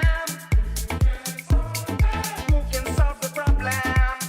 Just trying to figure out what's this band. Sometimes gets a bit shouty.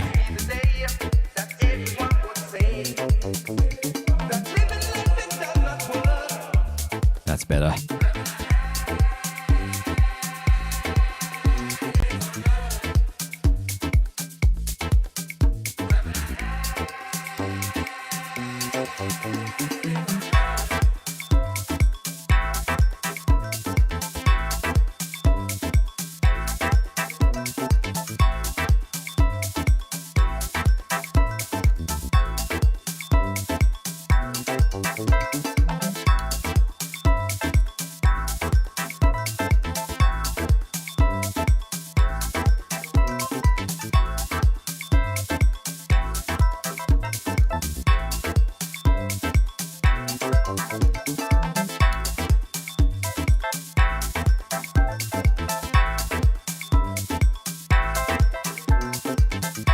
Yeah, I found most of the plugins for Pro Tools at the time were paid, and like I have so much free stuff. That's life. It's like a wonder bite. Depending on the stranger to drive along its back a child. That mind that doesn't know the fact.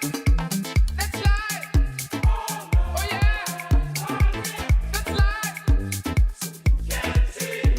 That life ain't just not what it's worth.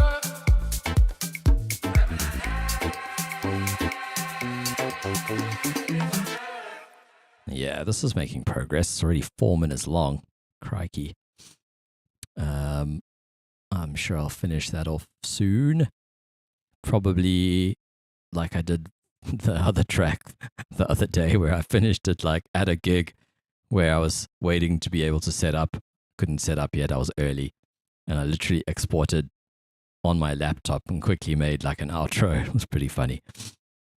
That's often necessity that ends up having things finished.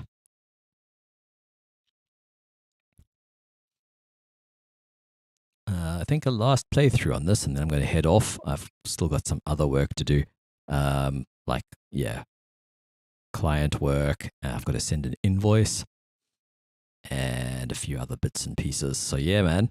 Oh yes, I'll check out your thing on Discord. Thanks for reminding me. Before I bounce, sure, I can probably pull that off.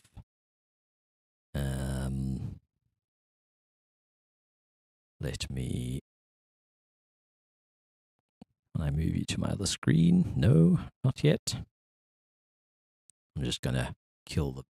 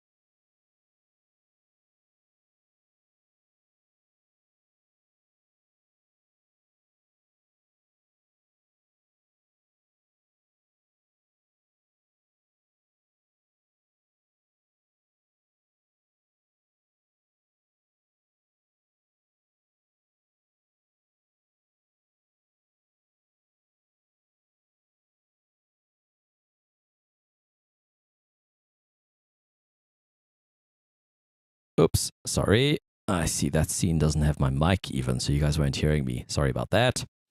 What was I saying? Oh, yes, I said Pro Tools. The last version I owned was 8LE, which I think ran on Windows 8.1. But I think eventually I had to, I would have had to use a newer version, maybe from the work they gave me, like a different version I was able to use on a newer system. I got really bummed though, well, not bummed, angry with with Avid, because midway through version 11, like before 12 was announced even, they announced quietly that you could no longer upgrade from Pro Tools 8 to 11. It was like by the end of a year. So at the end of the year, if you hadn't updated, you literally could not upgrade from Pro Tools 8 anymore. You had to buy it new. And they'd been running a special, so I went and bought the special on like the freaking 11th of the next year. So literally I was 11 days late, had no idea, just happened to have the money and went and bought Pro Tools 11 upgrade, and then I wasn't able to upgrade. And I phoned them and said, listen, is there anything we can do? Like I'm an intern, like I'm not, what's the word? Was it intern? There's another word I'm looking for. But yeah, basically not making very much. is there anything we can do? And they just said, no, you'll have to get a refund and buy Pro Tools 11. And it was like $899. And so I decided I will, quite with a clear conscience, pirate their software. Because that is just such a dick move. Like, the problem I have with it isn't that they did that midway through a version, which is already like cloak and dagger, but they didn't even mention it in their newsletter. Like, I'm subscribed, every other program announces stuff in their newsletter. Pro Tools, it's like artist series, some artist, some mix engineer, like just articles, blog posts, fluff pieces. And it was like somewhere in the footnote of the thing was like an announcement you had to click on to go to their website and read the announcement. And if you didn't happen to do that, then you didn't freaking know. So yeah, just really crappy company.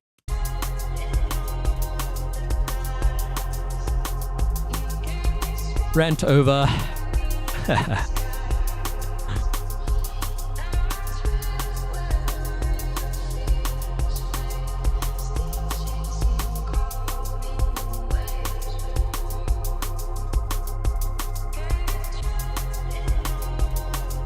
Sounds nice, man.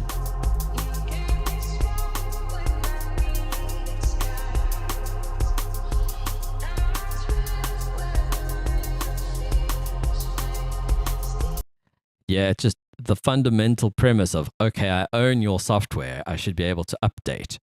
But no, I own your software, but I have to re-buy it at full price. That's just such a dick move. Yeah, anyway.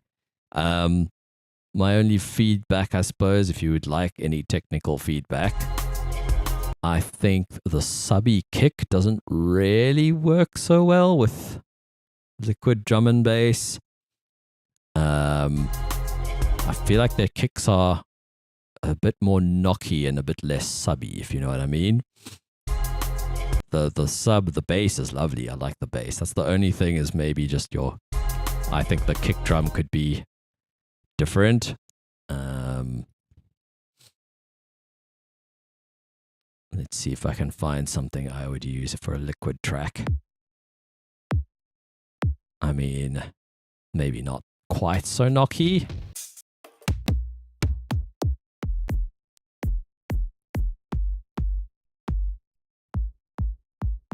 I don't know if something like that would work. It's kind of more knock than oomph, if you know what I mean.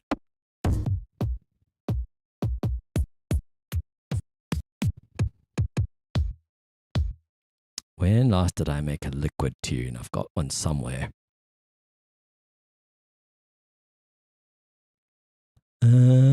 So... Oh, I just saw something. No, not that. Definitely not that. I'm sure I'll spot one in a sec.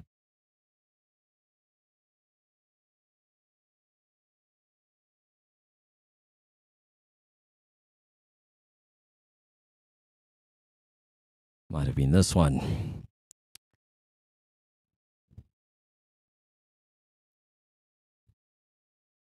Let me just pad my volume. I did this on stream at some point.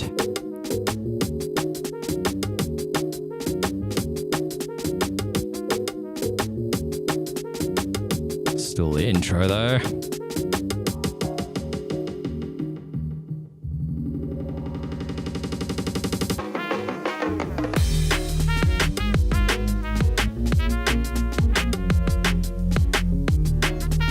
Yeah, 8 wasn't a subscription, it was still like you buy it outright. I think it was 12 or beyond 12 where they changed the subscription model.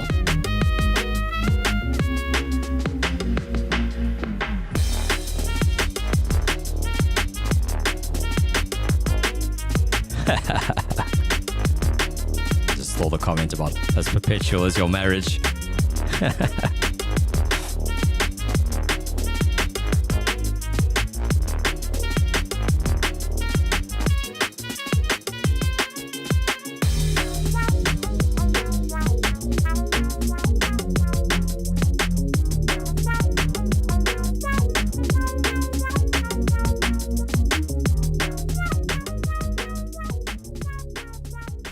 So yeah, that was a fun little, just basically chopping up a sample. So I used this kick. Let's hear the drums in context, or rather in solo.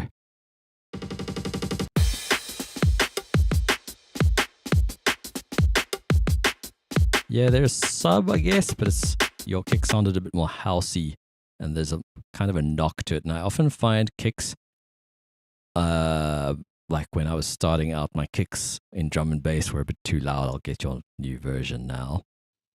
Downloading.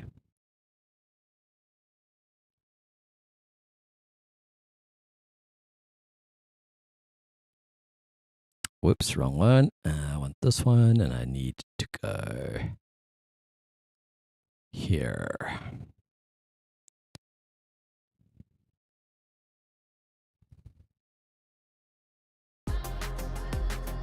Oh yeah, that sounds better to me.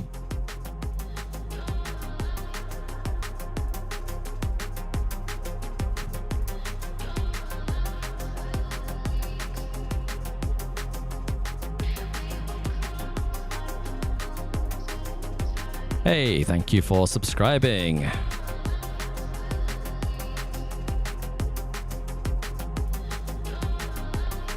Yeah, nice. That's a very nice loop thingy jiggy. Thanks, man. Take care. Have a good evening. And yeah, thanks for hanging out. It's awesome.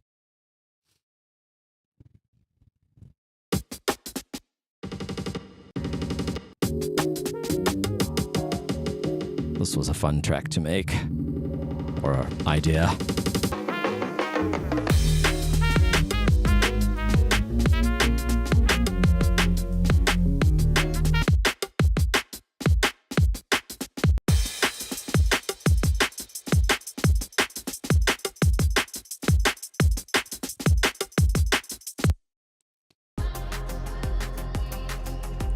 Is this the same one? Oh, kind of. Yeah, the drums are sounding great on this version. Not a lot, actually. You could possibly have... Take care, Bob. You could possibly have a top loop at some point if you want to add energy, like... I guess it's this guy. Nope. I had that, and I had a tambourine. But I think I've chopped it pretty extremely. I think it's probably got a... let me bypass the chain. Yeah, I've got a serum effect. Where's the audio? Where's this map to? Must be here. Oh, there we go. Yeah, so it's mapped to the volume. It's kind of...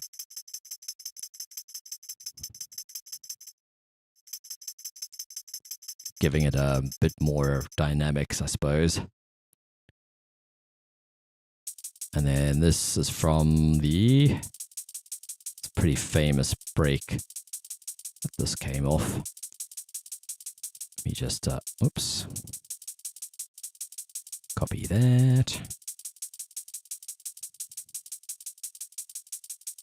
This is the break that this came off.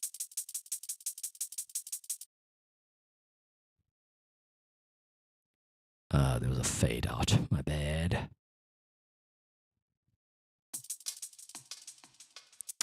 Bad place again.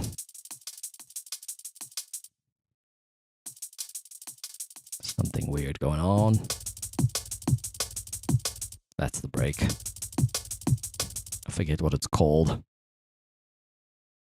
Because I got it out of that. There's a 101 free drum and bass breaks pack Music Radar made. Was it 100 or was it 200?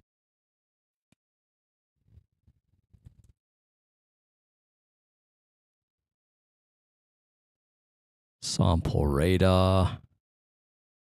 200 free drum and bass breaks. I think that's what it was. Could it be this?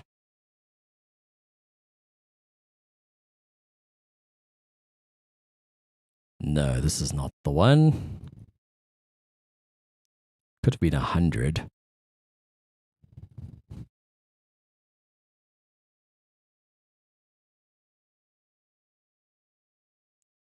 Huh.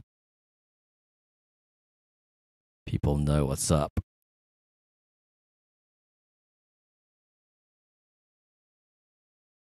Yeah, okay. This is the joys of the internet. Things do eventually get taken down.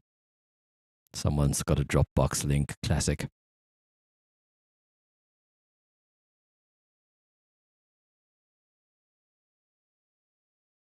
I just want to see. They've been deleted. Oh, rip. The joys of the internet.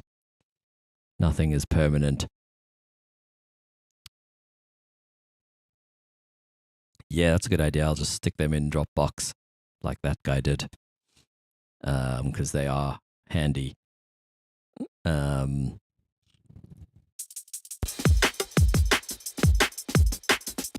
what did I do for the clap? I'm curious.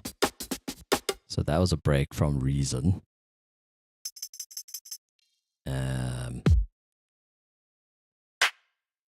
It's just a clap, straight up.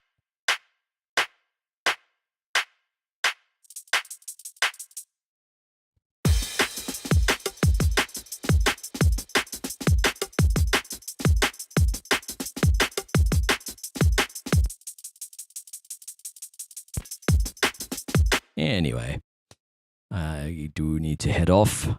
Gonna catch the last of the daylight before I end up in the dark, and then do some more work. Last playthrough, sure. Not so soft. This is gonna need a lot of work, but sounds pretty cool. It's worth working on, I think.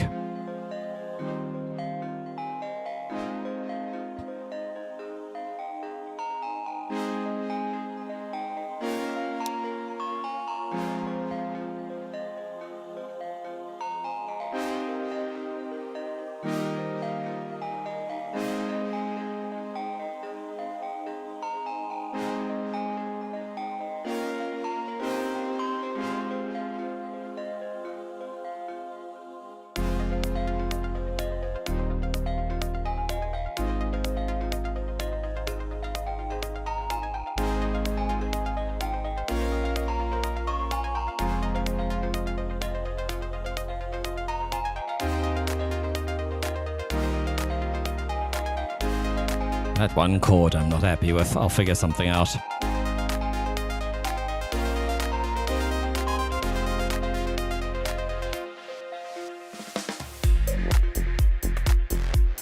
Just added a marker here. Change chord.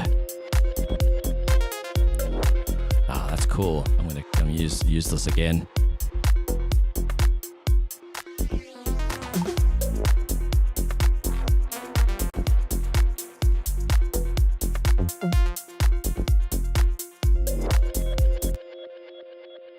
Pitch it down.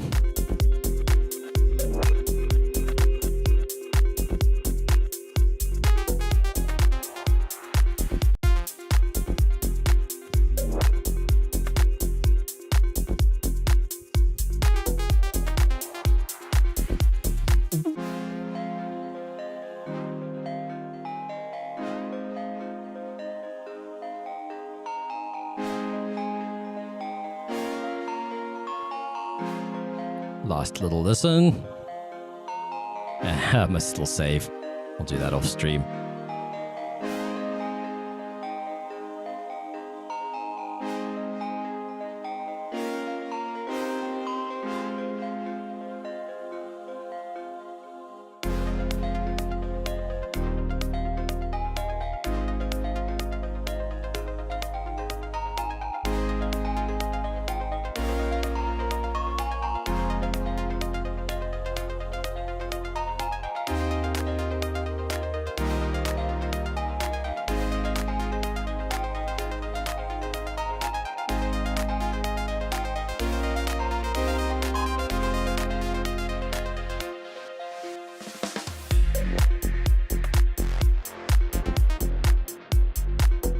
Could also do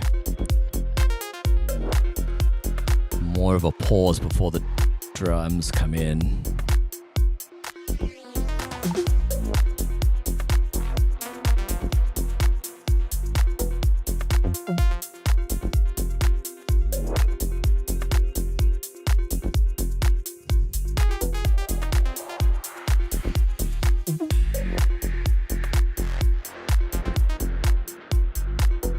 May as well copy this across. Copy these guys.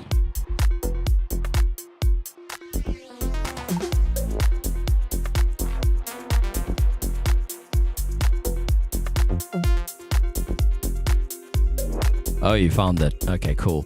I'm glad you found it. I do have them. I was just referencing them because I used them in that break that I was playing. I have a backup too.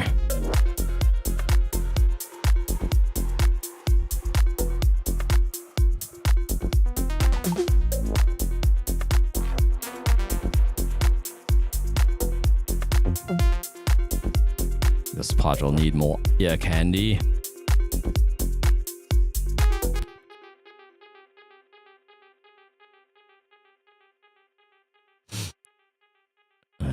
Yeah, but I'll come back to this. Cool.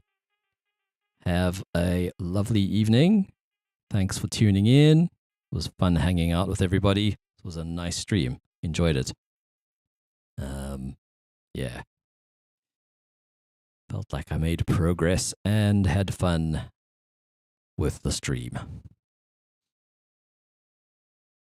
Not sure when I'll be streaming again. I've got a sort of a gig tomorrow. And then Sunday, you never know. Sunday, I have actually no plans as of yet. Yeah, sorry about that. Tail end of a 6-hour stream or something. It's been fun. And yeah, I will be back at some point in the next 2 days, I guess.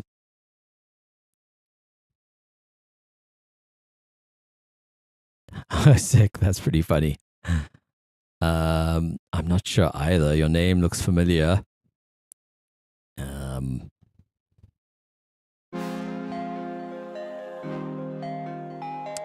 Oh, yes.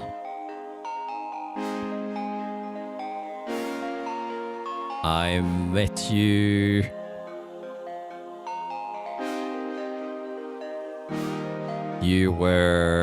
I knew Simon and Andrea. I think you were. I played at their wedding. I think that's where I met you.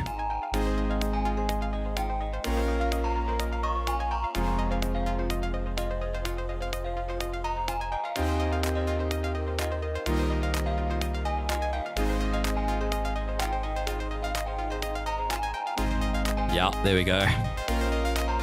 That was a good while ago. It's so funny, I was thinking of them this afternoon. Trying to remember why. They randomly popped into my head. I just thought I haven't seen them in a really long time.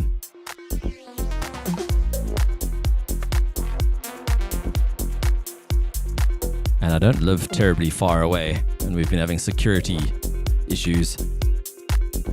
So somehow it's been making me think of all my neighbors, extended neighbors.